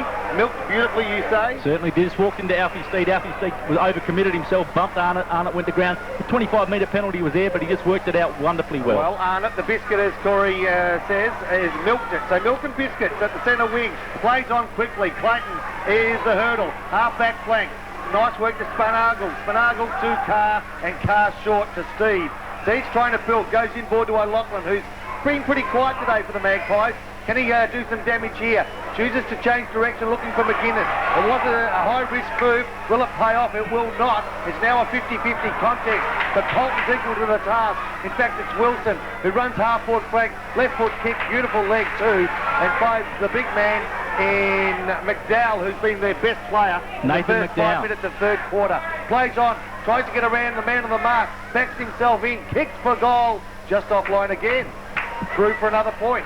As we said earlier, Nathan McDowell is very, very lively. Just there, he just tried to do a little bit too much, tried to get around his player. He pirouetted around a couple early, and I think he thinks he can keep getting away with it. Nathan, get the ball go long. He's got a bit of Stewie Dew about him as the Bulldogs come out of the defensive 50 through Simon Arnott. He gets it up the centre wing. He's got some runners. Lovely pass into space, and Chris Gowans it is that takes the mark on his chest. He goes back behind the mark, kicks it up the centre half forward, looking for Bowen Lockwood on a lead, takes a diving chest mark low to the ground, right on the centre half forward line here at the Elizabeth Oval. Takes a bit of time to pick himself up, goes back, looking for some options now, but the Magpies have done well to flood back and fill all the gaps. He goes wide looking for Eve Stepanella, the Frenchman, and he's taken a good mark on a nice strong lead. You've got to love him. Quinton Graham it is instead. I wanted Stepanella, but it was Quinton Graham. He's 38, Stepanella's 37. I should have known. Got too excited there, just a bit ahead of myself, but Quinton Graham playing well up forward for the Dogs. Centrals have gone for a dual-pronged tall attack there. They've got Simonella and Quinton Graham lining up full forward and forward pocket. Quinton Graham's kick goes to the top of the square. Sibonella's in there. It's punched away from him. Comes down to Polton. He rebounds well for the Magpies. Puts it out in front of Ricky O'Loughlin. Sets him a task, but he is equal to it. Gets the kick round the corner looking for Nathan McDowell. His friends call him Andy, and he's run over the boundary line by Martin McKinnon. There will be a throw-in pretty much right in front of the 5D in commentary box. Nice little match-up between McKinnon and McDowell. McDowell having the edge in this third quarter, George. Oh, yeah, well, we see McKinnon, Coach Alistair Clark, Central's coach, just make that move and put McKinnon on him because McDowell has looked dangerous. Ball thrown back in, grandstand side centre wing, punch forward by Wilson. It'll only go as far as Arnott, though, who's on his left foot. Kicks the tumble punt towards the attacking 50. The race is on between Slade and Burgoyne. Nice work, Burgoyne breaks the pack, and on his backside, handballs to Clayton. Comes grandstand side. O'Loughlin dropped what he should have taken. Stevens to McGowan. McGowan, he's got the option in. Lockwood! Bowen Lockwood takes the mark, 40 metres out from goal. Simonella was on the lead. 45 metre out, 45-degree angle. Lockwood will have the opportunity to kick his first of the day. Ricky O'Loughlin was just trying to be a bit too clever with that, and that's one of his faults of Ricky O'Loughlin's game. He just tries to be pretty far too often. He really just needed to concentrate on going Julian for the ball. Waite and James Gowans off the ball. James Gowans just went up, had a bit to say. Julian Waite didn't like it and tried to fend him away with a couple of Julian hands. Waite, you said Gowans is tough. Julian Waite is very, very tough. George will tell us about that in just a moment. Lockwood kicks for goal. He'll kick from 45, off 2 steps. Probably overcooks it a tad, and in fact doesn't go through for a score, does it? Yes, through for a minor score. Behind play, Waite grabs Free kick to be off here, and a 50-metre penalty to could come as well against Julian Waite. They've worked him over beautifully there, the Doggies boys. Will be right in the goal square. Julian Waite was having a go with James Gowans. Chris Gowans came in, words were exchanged. Julian Waite wrestled one of the Gowans boys to the ground. A free kick was played, and it's gone down the ground to the goal square, 15 metres out. Now the Frenchman will have a shot at goal. Eve Simonella from directly in front will not miss, and they've just rattled on the Dogs. The Magpies, they don't like this, and they aren't able to handle it. Simonella put through the dog. 12. They go on to 12, 6, 78. They lead Port Adelaide 6-42. Not really sure what happened there. I'm not sure how they can take the ball that an event happening on a half-back flank and go to full forward. What happened, George, was a point was scored, all clear was given. Then a free kick was played against Waite for too high. Then, after that free kick was played, he threw the play to the ground. Ricky O'Loughlin down Stevens. O'Loughlin with Stevens. The fights are on all over the ground. Well, Ricky O'Loughlin, he's got to concentrate on his football now. Yep. He's been doing this all day. The Magpies and are to the detriment of his own personal game. He certainly is. The ball back, smack bang in the middle of Elizabeth Oval. The Doggies 12-6, 78. Port Adelaide 6-6, 42. Ball bounced down. Cowan gets the tap. Gets it to Gowans. Can't get through that pack. And it will be another bounce down just metres to the central side of the centre circle.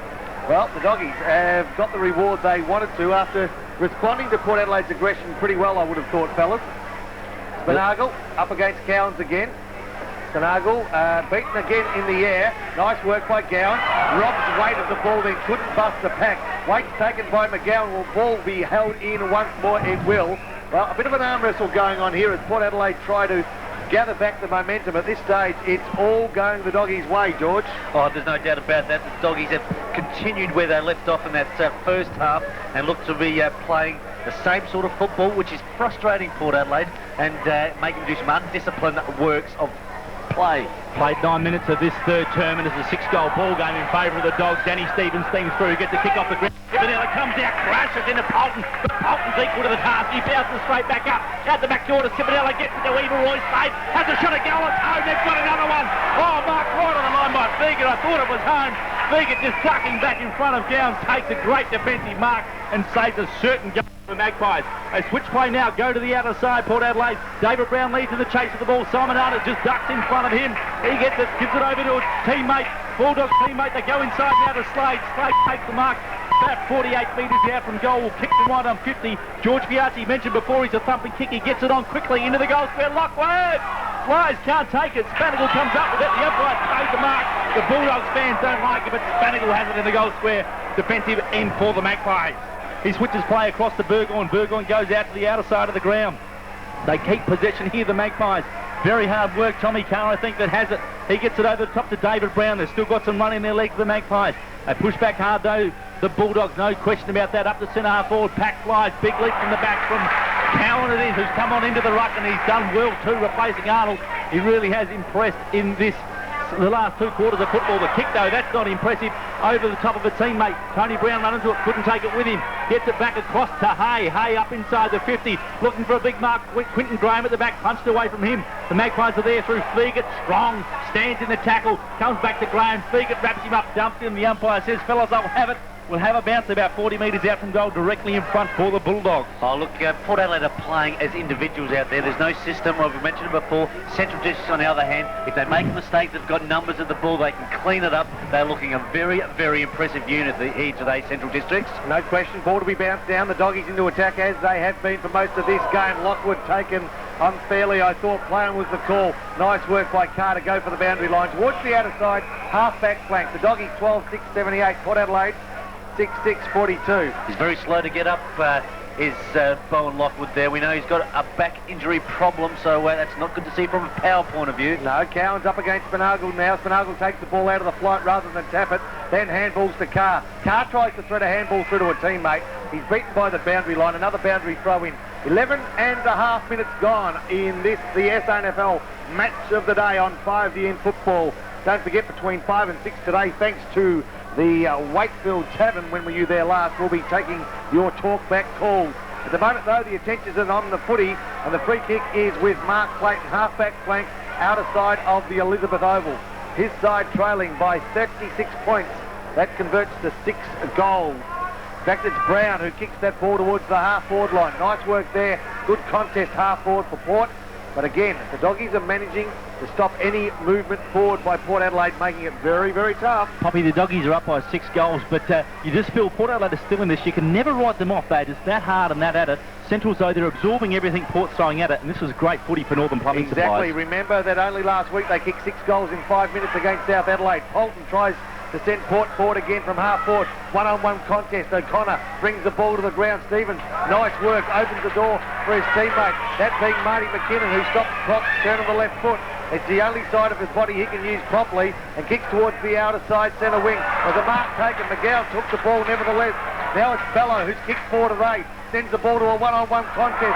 It breaks out the back where Slade takes the ball over the top.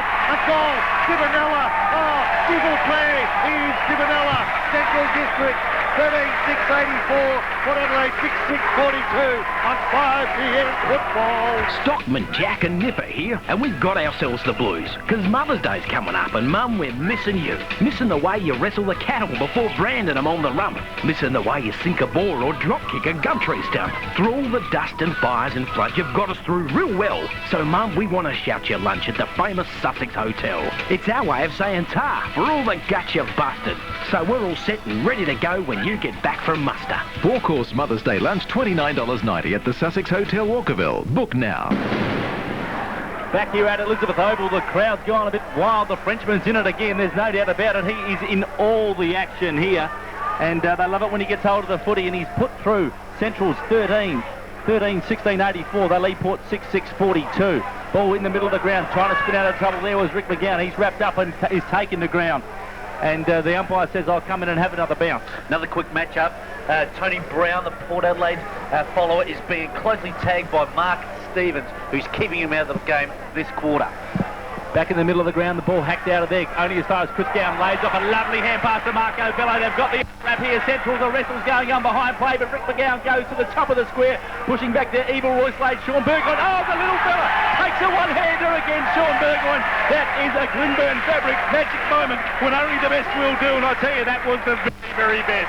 Little Matthew Slade up against Sean Burgoyne, holds him off and pats it once, pats it twice, pulls down a beautiful one-hander. Look, there's a bit going on beyond the play with Daryl Poole once again, but Matthew Slade, as we said before, as he lines up for this goal, a very good player, puts the ball straight through the middle. David Brown is getting dragged. Shane Holmes is coming on for the Magpies. This is 5 p.m. football. Very good work there by the doggies. Oh, they're really starting to hurt the Magpies now, and a bit going on behind play.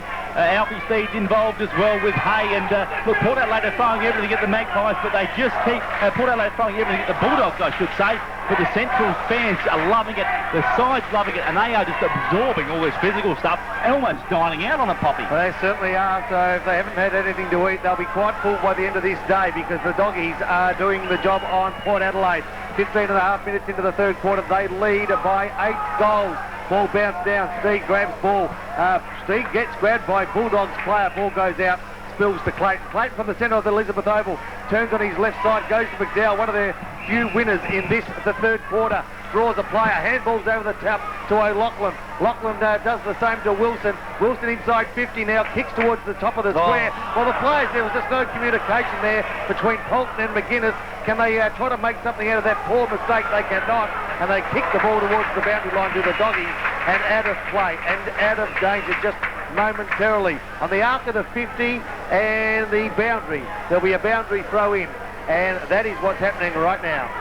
It's just Port Adelaide's day at the moment. It should have been a certain goal there. The two Port Adelaide players sport each other. Burgoyne working forward, trying to create something now for the Magpies. Plenty of players working hard and close. Ryan O'Connor tries to get it out. Adventurous handball comes away of Alfie Steed. He's burrowed into the ground by Marco Bello, and the umpire says, Alfie, take a free kick, son. Now, it was a little bit high. Paulie's in there as well, just talking to a couple. He might have even trod on one there as James Gowans gets up gingerly. Tommy Carr, though, gets in on the end of a hand pass from outside 50, puts up a big bomb, looks pretty good. Great kick, Tommy Carr likes it. That's the goal for the Magpies, one they desperately needed. That's his second, is it, for Tom Carr? That's right, second for Tom Carr. They move along to 7-6-48. They trail Central District 14-6-90. This is 5 to in footy. Most of us at some stage suffer from back pain, sore feet, hip and knee pain or exercise-related injuries. Why endure this pain when you have the Robert Charles Clinic? Don't suffer any longer. Call the Robert Charles Clinic now on 8431 9000. Back here at the Elizabeth Oval, 17 minutes has passed in this third quarter. The doggies 14-6-90, Port Adelaide 7-6-48. The ball to be down. Commencing play again in front of a crowd of around about 5,000. Spinagle knocks the ball with a cracking thump towards centre half forward. but blocking it off is Brian Harada, who picks up the ball, kicks towards the outer side. Waite leads McGowan to the ball and then kicks to half forward. Outnumbered is Anthony Brown 2-1, and taking the mark, and deservingly so, is Damien Hicks. Plays on quickly. Comes grandstand side. Nice work, good vision. Marty McKinnon, well, that's his first right foot kick since he played under 11. He passed it off to Gowan. Gowan inboard. They work well. Find Hopwood. Hopwood goes towards centre half forward. Beautiful build-up. Arnott goes diagonally looking for Lockwood. Lockwood provides a contest when he was caught out of position.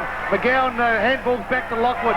Lockwood stops, props, balks, and then kicks from a standing start. It's not real flash though, because it's out of play on the full, and Port Adelaide will get the resultant free kick, and it will be Holmes who will take it.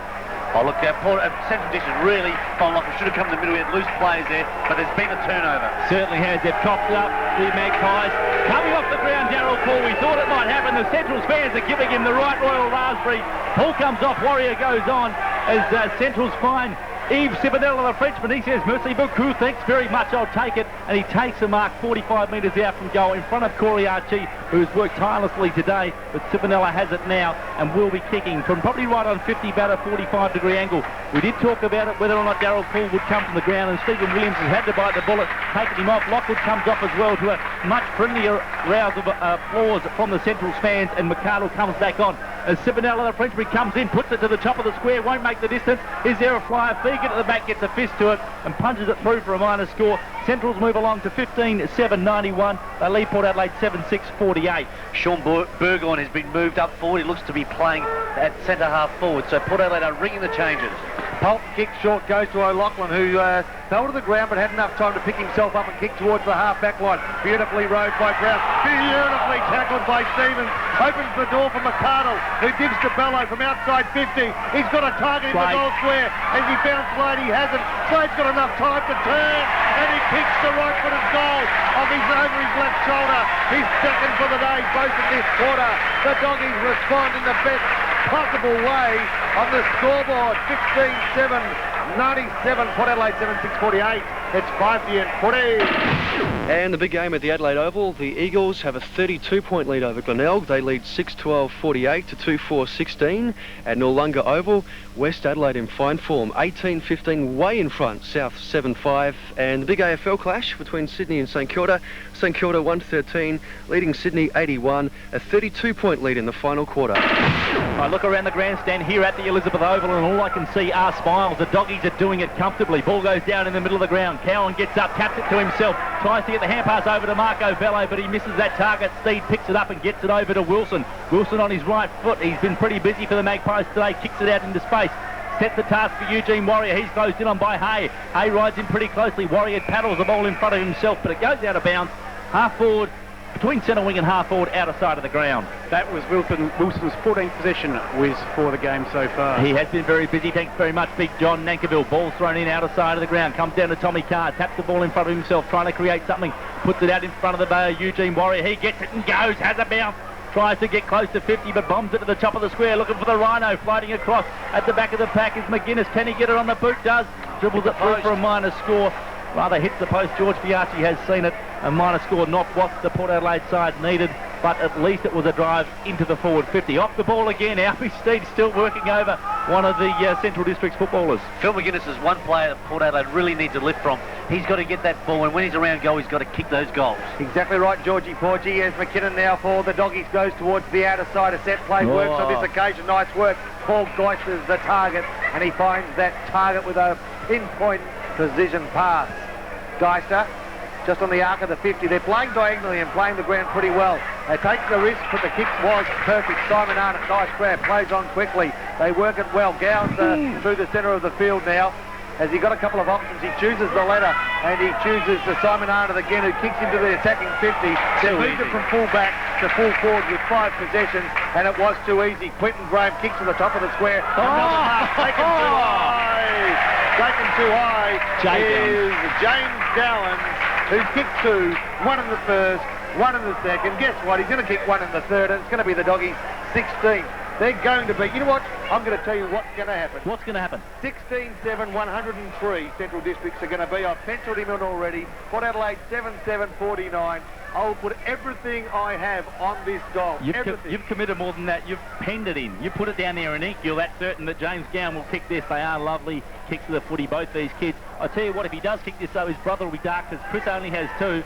So let's see what happens there. James Gowan's from directly in front. Oh, he just squeezes it in and probably wipes the brow. But he's right. That's the 16th goal. They move along to 16-7, 103. Central District, they lead Port Adelaide 7-7, 49. Not too many times, George, that Port Adelaide are embarrassed by a margin, but it could be on the cards Oh, here. it's looking that way, and this could really blow out this game. But we just saw Mark Clayton there attempt to spoil. He gave away the free kick. It was very clumsy, but Port Adelaide have lost all their confidence now. It's a matter of they've just got to man up, run the Central Districts. They're good players. We'll take them to the footy. So Port Adelaide need to stick closely to them, and as we speak, we can see each Port Adelaide player within 2 feet of their opponents. Spinagle up against Cowan, and it's Cowan who gets the tap. Can he get a... can the doggies break it through? O'Loughlin stops, props, weaves, and jigs. But then finally gets a kick to Warrior, who bounces from half forward from 55. He kicks long. Oh, lovely he kick. kicks That's a strong. great goal. It is a Glenburn Fabrics magic moment. No doubt about far that. between for Port Adelaide, though. They edge closer. They need to do a lot more of that. The doggies 16-7, 103. Port Adelaide 8-7, 56 as we see a change being made. Yeah, the big fella, the ruckman Lucas Cowan, has come off the ground, done a fantastic job in the second quarter and also early in the third, and Big Arnold comes on. They won't lose anything there, don't worry about that. Back in the middle of the ground, Alfie Steed just getting as close as he can to every player he can find. He's standing on top of Rick McGowan's shoes, and O'Loughlin's in there as well with plenty to say as well. The centre breaks are just so important to both sides. Port Adelaide need to continue to get that ball out of that centre with Spanagle lifting in ruck here, and we should just see them get the ball, get it in quick to the full line and kick those running goals as Eugene Warrior just did. Spinagle up against Arnold. Big tap there by Spinagle, again in the direction of Warrior. He tries to tap it to his advantage, can't do so. The Central District player dives on top of the ball. Warrior jumps on top of him. The umpire says, fellas, I'll have it, thanks very much, and blows a little bit of time on. He's got something to say, I think, or is he just searching for some blood, or just trying to find the ball from the bottom of that pack, and he does.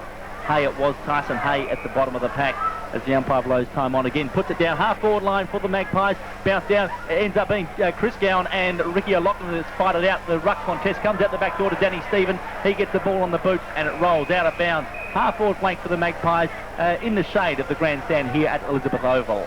The Gowan boys, we've said all day, but I'm really, really impressed the way they've got plenty of attention out there. Alfie Steve's trying to stir them up. Oh, they're concentrating on the ball, and they love that rough stuff. They certainly do. Ball comes in. Rick McGowan gets it from the back of that boundary throw-in. He gets a kick up towards James Gowan. Overruns it, though. Chris Gowan's coming through and sockers it off the ground.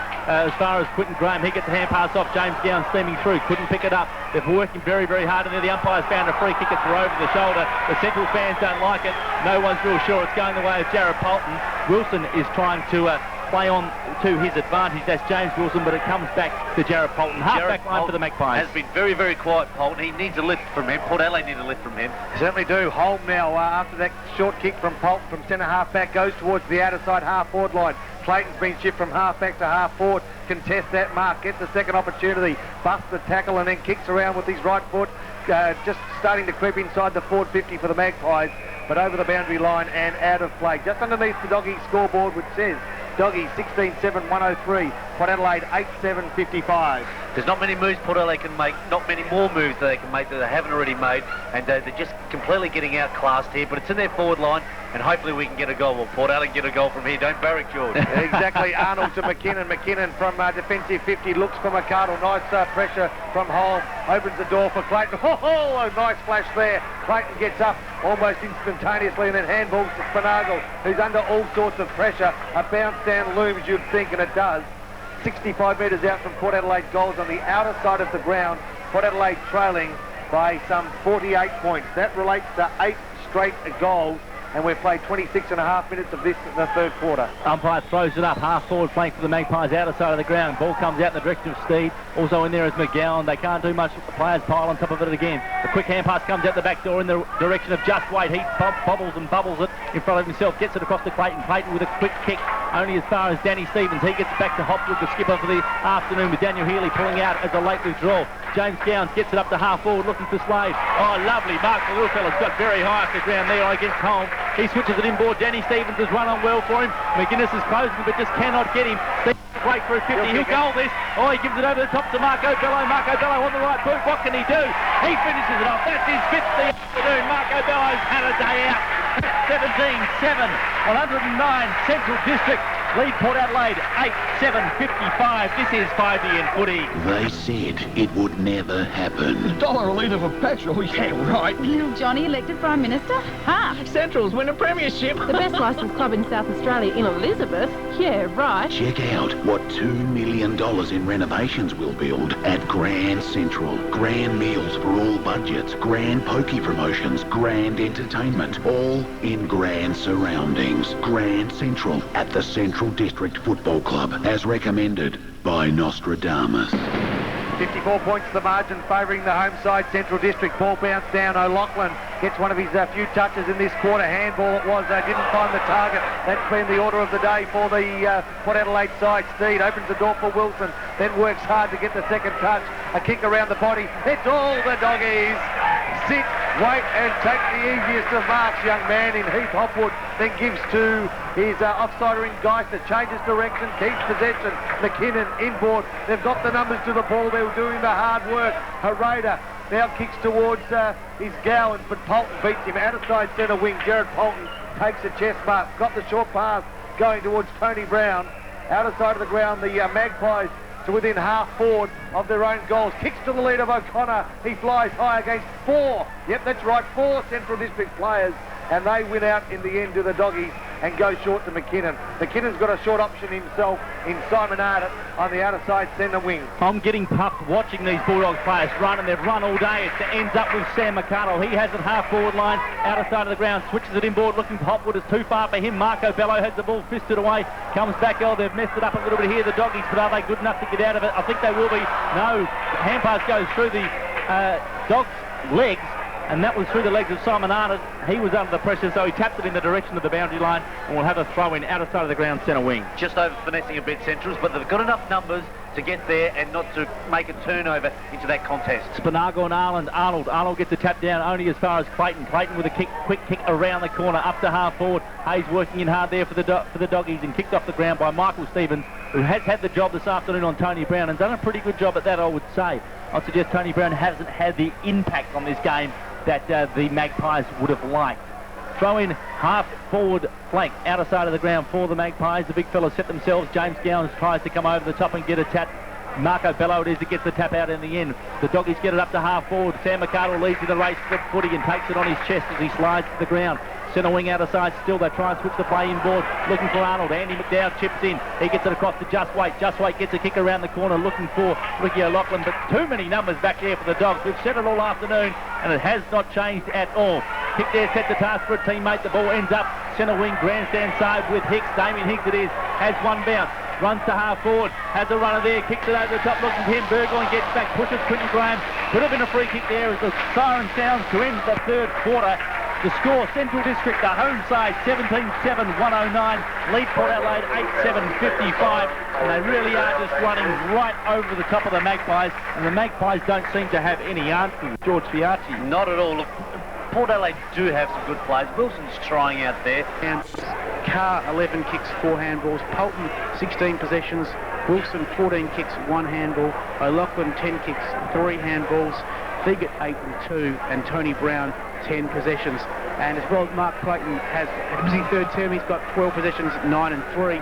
And they are all the stats for this three-quarter time break, fellas. Good on you, John. John Nankerville there on stats. I tell you what, Port Adelaide test the character of both sides they come up against, but today their character is to be tested in this final quarter. What can they come up with? Your commentator, Corey Wingard. Bounce down in the middle of the ground. Big fellas go at it. Comes out the direction of Andy McDowell. He gets it over to David Brown. Quick kick around the corner. Pooley's back on. He gets it over to Alfie Steed. They've got a bit of run here. The Magpies into McGuinness. Stretches. Can't take the mark. Knocked away by Hicks. Coming through, fighting Harada as well. They've just got the numbers there. Hopwood back to Hicks. He turns around. Steve Garrett grabs him, dumps him into the ground. The ball spills out, goes out of bounds.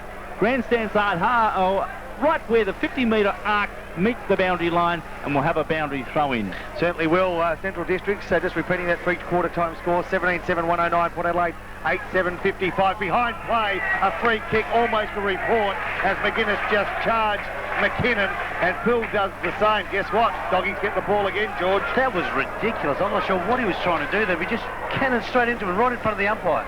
Well, McKinnon takes on Darryl Poole. Guess who wins out? It's McKinnon.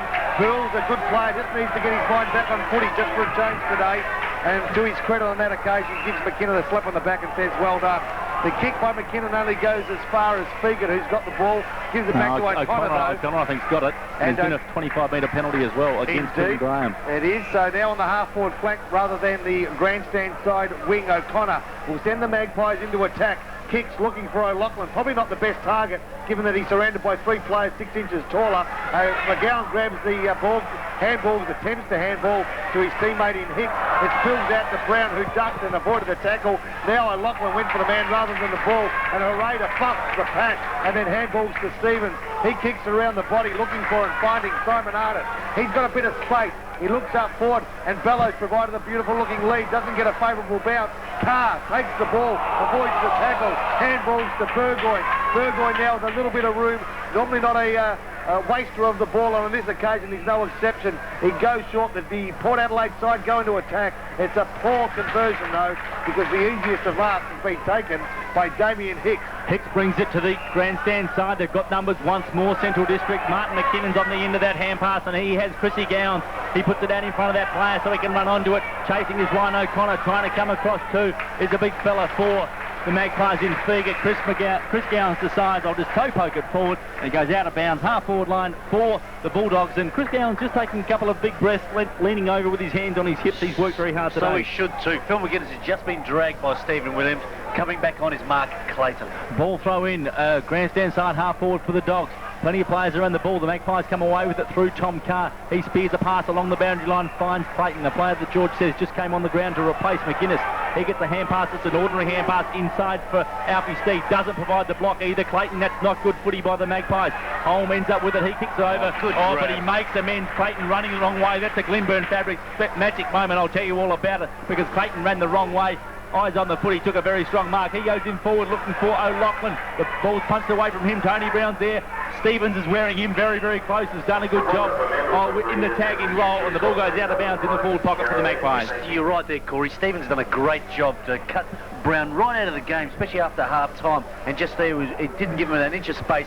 But we're seeing Port Adelaide fall flat on its face as soon as it gets into the forward line once again. Port Adelaide 9 goals down, but into attack. Nice work by Arnold. Opens the door for a teammate. It's a loose handball. Falls in the arms of Waite. Left foot kick from 35. Falls short. A touch on the line by Gates.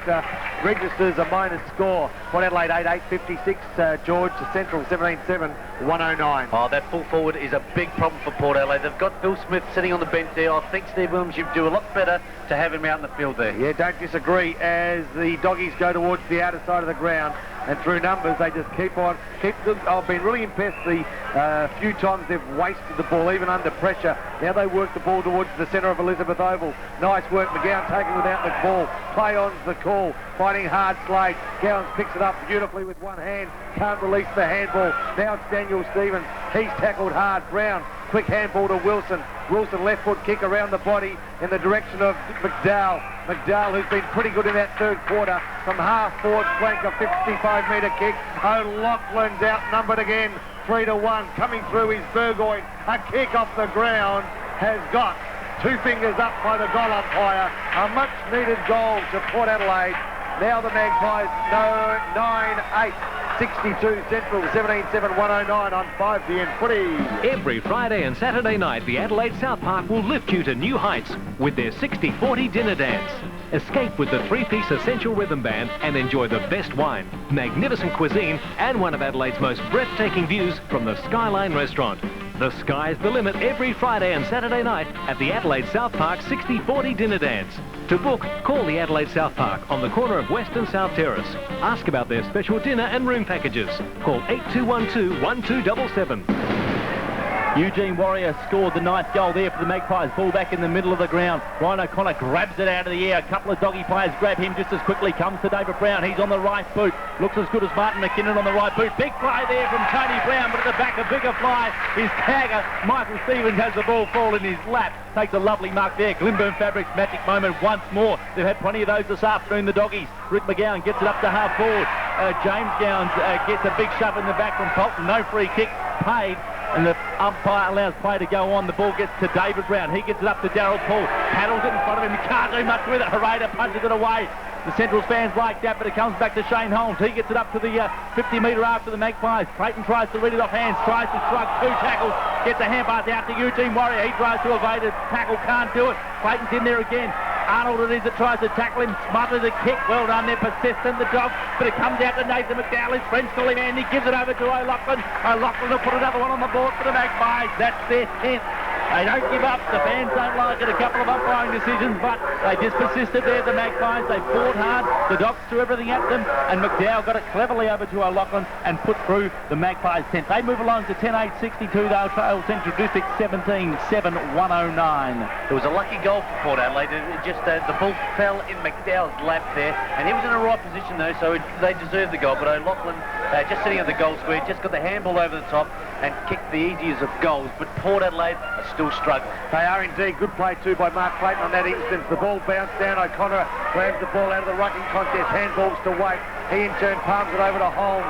Holmes has an option short, and it's McDowell. He's dropped what he should have taken straight through the fingertip.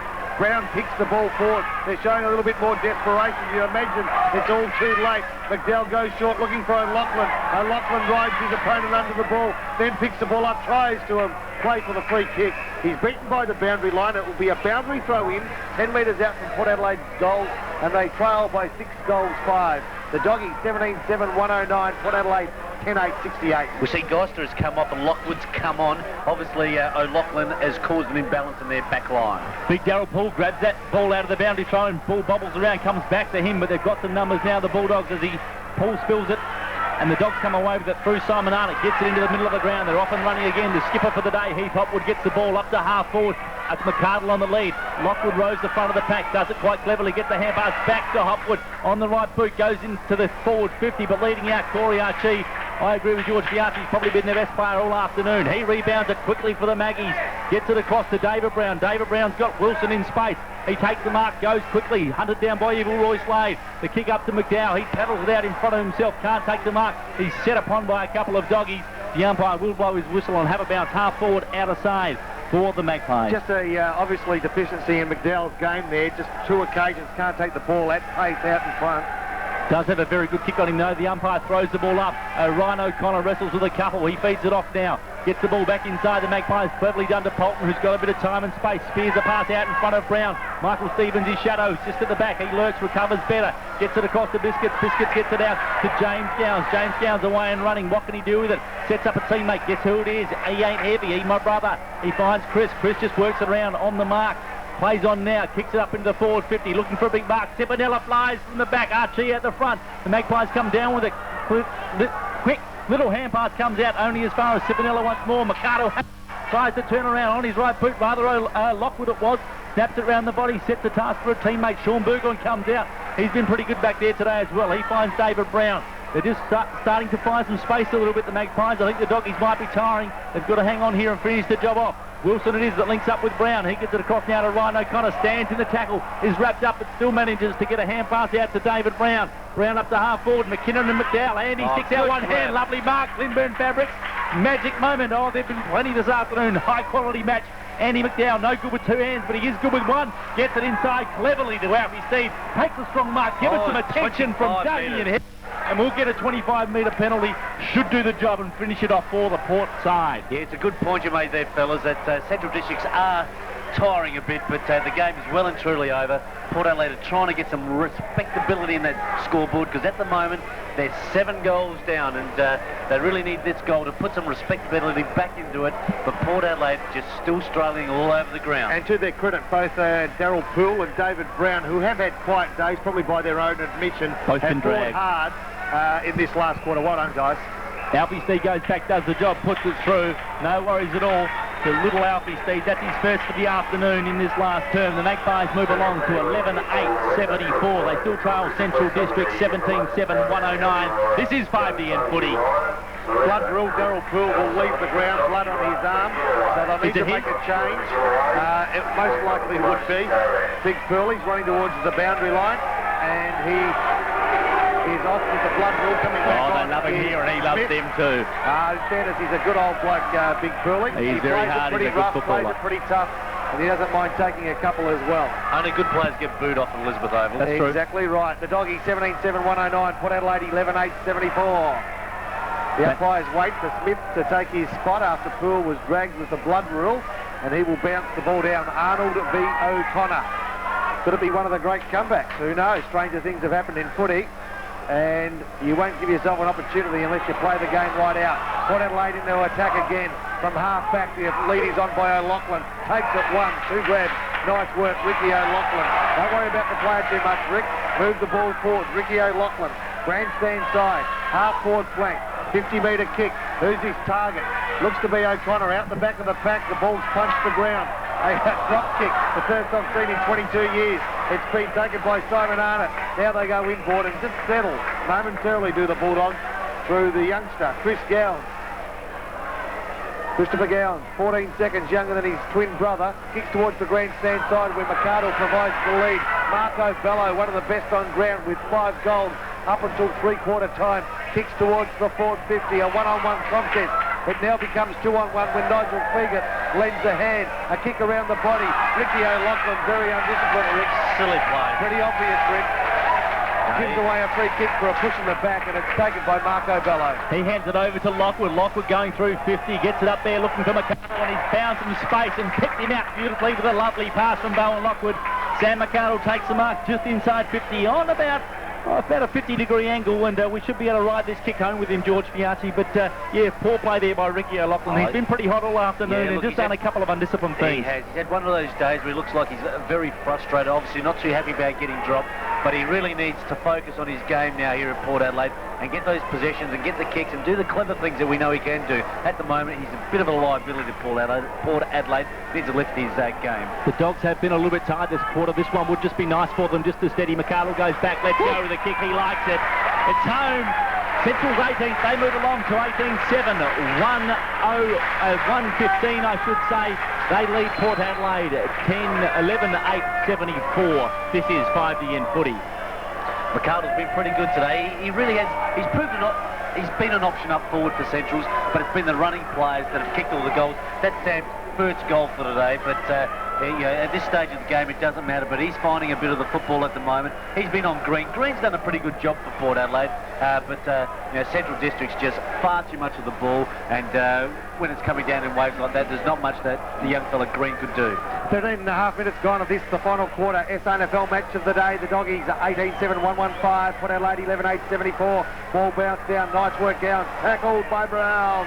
Ball and all, a bounce down to take place. Just keep an eye on O'Connor at these centre bounces, because when it gets late in the day and he doesn't have a big jump on him, he just jumps into the opposition bloke like you wouldn't believe and just cannons into him. He just plays it hard and plays it tough, our Rhino. Well, the ball to be bounced down with around about 16 players surrounding the ball.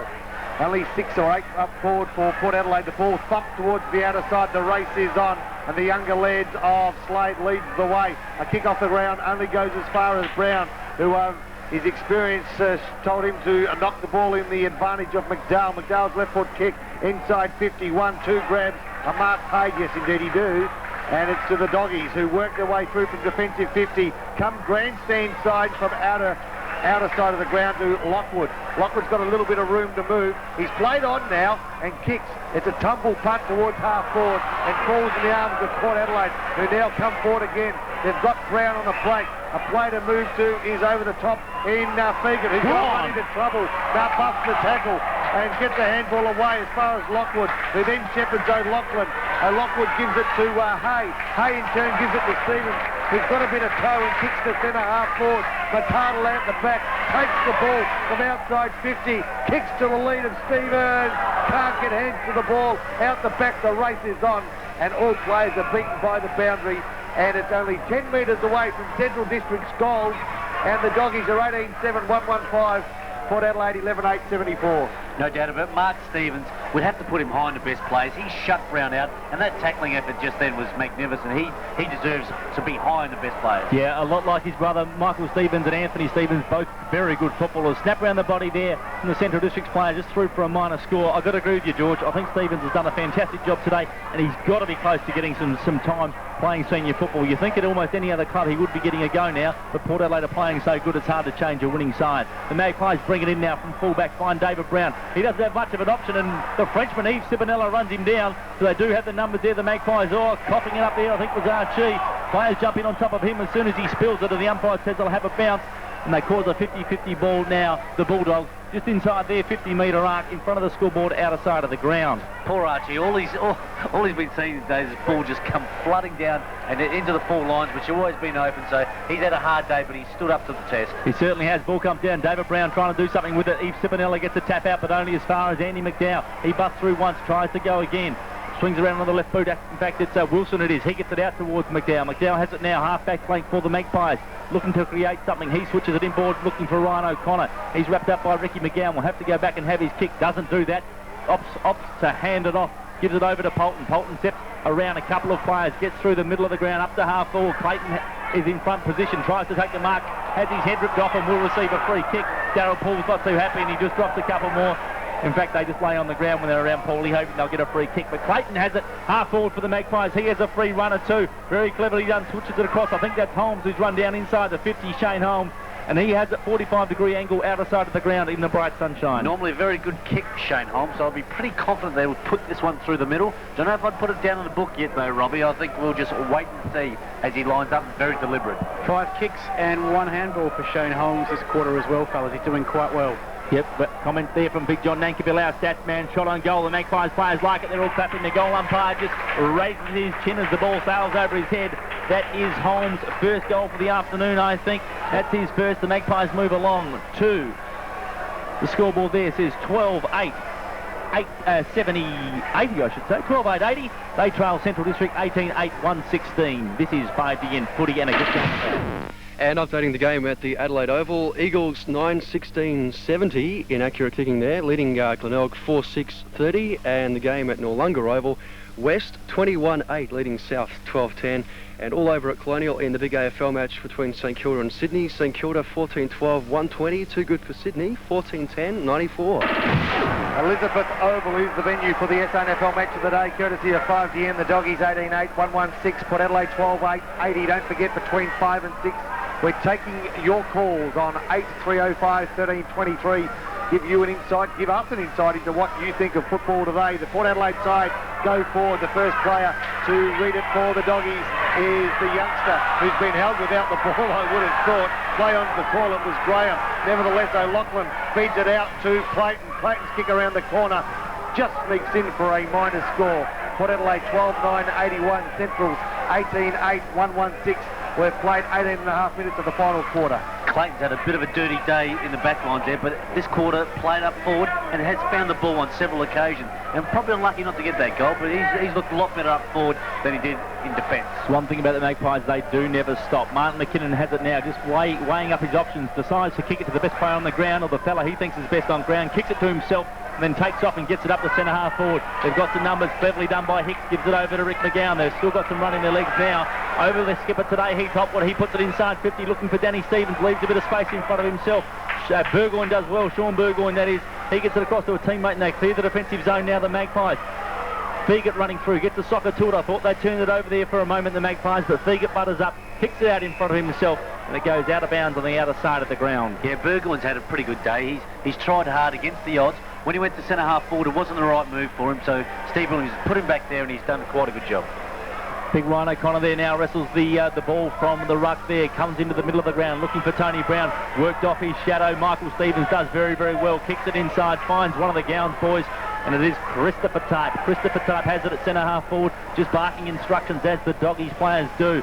Kicks it into the forward 50, big fly, right at the front though. Guess who's there? It's Brother James, he closes in. Oh yes, that's the goal, thank you very much. 19th, it's the 4th for the afternoon. James Downs has had a big day out too, 19th for the Doggies. They move along to 19-8-122. They lead Port Adelaide 12-9-81. This is 5 to end footy. They're just proving James Gowan that he's human. After all, he's just got a bit of cramp there, and he's trying to get that over, but he's had a great day. He'll sleep well tonight, but he deserves to be probably best on ground today. I don't know what you guys think, but I think he's very, very close. Well, you're the one that counts, George. You're going to give the best on-ground votes, and I tell you what, James Gowans has kicked one in the first and the second and the third and the fourth quarter to give the Doggies a lead of around about 41 points. The ball to be bounced down. O'Connor v. Gowans. O'Connor gets a quick kick forward inside, attacking 50. Clayton's his target. Brown comes in to lend a hand. Nice work by Stevens, taken out of the contest. And nice work also there by Hicks. And the Doggies just through numbers. Good vision there too to McGowan. McGowan goes in for, does not wait a touch to brother Chris Gowans. Chris Gowans from 50 says, my brother's got 4, I've only got 2. Guess what, bro? I'm coming right at you. I've got my third now. The Doggies 28-128. Port Adelaide 12-9-81. On 5 years footing. Do you reckon AFL clubs could have done worse than look at these as Big Ron O'Connor comes off with the blood rule? Could have AFL clubs done worse than have a look at these two kids? They are very good footballers. The Gowans boys said they've played at St Kilda a bit. Yeah, they said take 2 or take none. Fair enough. Well, look, the twins stick together. I'd take them both, let me tell you. The performance today, they've done very, very well. Chris Gowans, James Gowans, hard to split them apart, but I think, look, both of them have just torn Port Adelaide to shreds today. And they just continually just keep running, so their fitness and work ethic is second to none. Well done, Gowans boys, and if you hear Mr. Ryan O'Connor's having a word to the fans here at Elizabeth, and don't they love that? Spanagle's come on to replace him, or Spanagle if you love him. Ball comes up to centre half forward. Umpire almost gets himself in an awkward position. Ricky O'Loughlin gets it cleverly at the back, chips it into Eugene Warrior. Oh, overruns it, Eugene. The fans like that as well. And Quinton Graham and Harada combined to clear the defensive zone for the Bulldogs. They go to the outer side. Simon Hart at the Biscuits has it there. He fires it in forward, looking for Marco Bello, trying to get a couple more on the board for him. Lockwood is there at the back. And he sockers it out of bounds in front of the scoreboard. Oh, goodness me. A dangerous move there from Ryan O'Connor. I hope he doesn't still have Victorian or New South Wales number plates on his car, because they might wait for him after the game.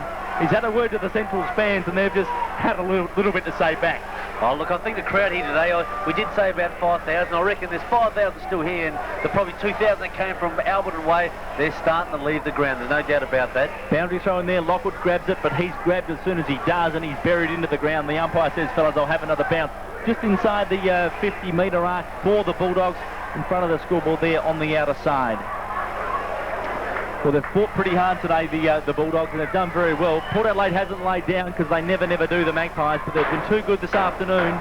As something lands on the roof, sounds like a gunshot. I've had a heart attack, but everything is A-OK. Simon Arnott gets the ball over to James Gowans, looking for another one for him. Crashing through Jared Polton. He doesn't stop, I can tell you that much. He gets it on, and the Magpies have got a couple of runners. Tony Brown onto Andy McDowell. McDowell almost run down by Stevens, but he gets a kick out in the direction of Clayton. Clayton has a sit, tries to turn Hicks inside out, but Hicks wraps him up nicely. The umpire doesn't pay a free kick despite the roar from the Central's fans. Comes out the back door to Eugene Warrior. He gets it over to Clayton, and Clayton takes an easy mark with Andy McDowell in pursuit. Just shepherding off the Central District's player, and he'll kick from about 20 metres out, 30 metres out on a 40-degree angle. Spanagle's coming off. Ron O'Connor is coming back on. Oh, look, I really like to think that Stephen will leave Spanagle on there. And we also see Ricky McGowan coming off to some thunderous applause. He's had a big game, and Simon Arnold is coming back on. At the same time, Mark Clayton puts the goal on the board. Mark Clayton. I'm getting mixed up with Michael Clayton, whoever he is. Mark Clayton puts the goal on the board. That's his 4th for the afternoon. I'm just trying to change his name. I apologise to his mother. She won't be very happy with that. He puts his first goal on the board. That's the 13th for the Magpies. Look, they're persisting, but they've just been outclassed this afternoon at Elizabeth Oval by the Bulldogs. You're not wrong. They've outscored the Doggies by a couple of goals this quarter. 5 goals, 1 to Central's 3 goals. 1, or in fact 5 goals, 2 to 3 goals, 1. The ball back in the centre of Elizabeth Oval, with the Doggies leading by some 41 points. Ball about down, falls in the arms of Steve.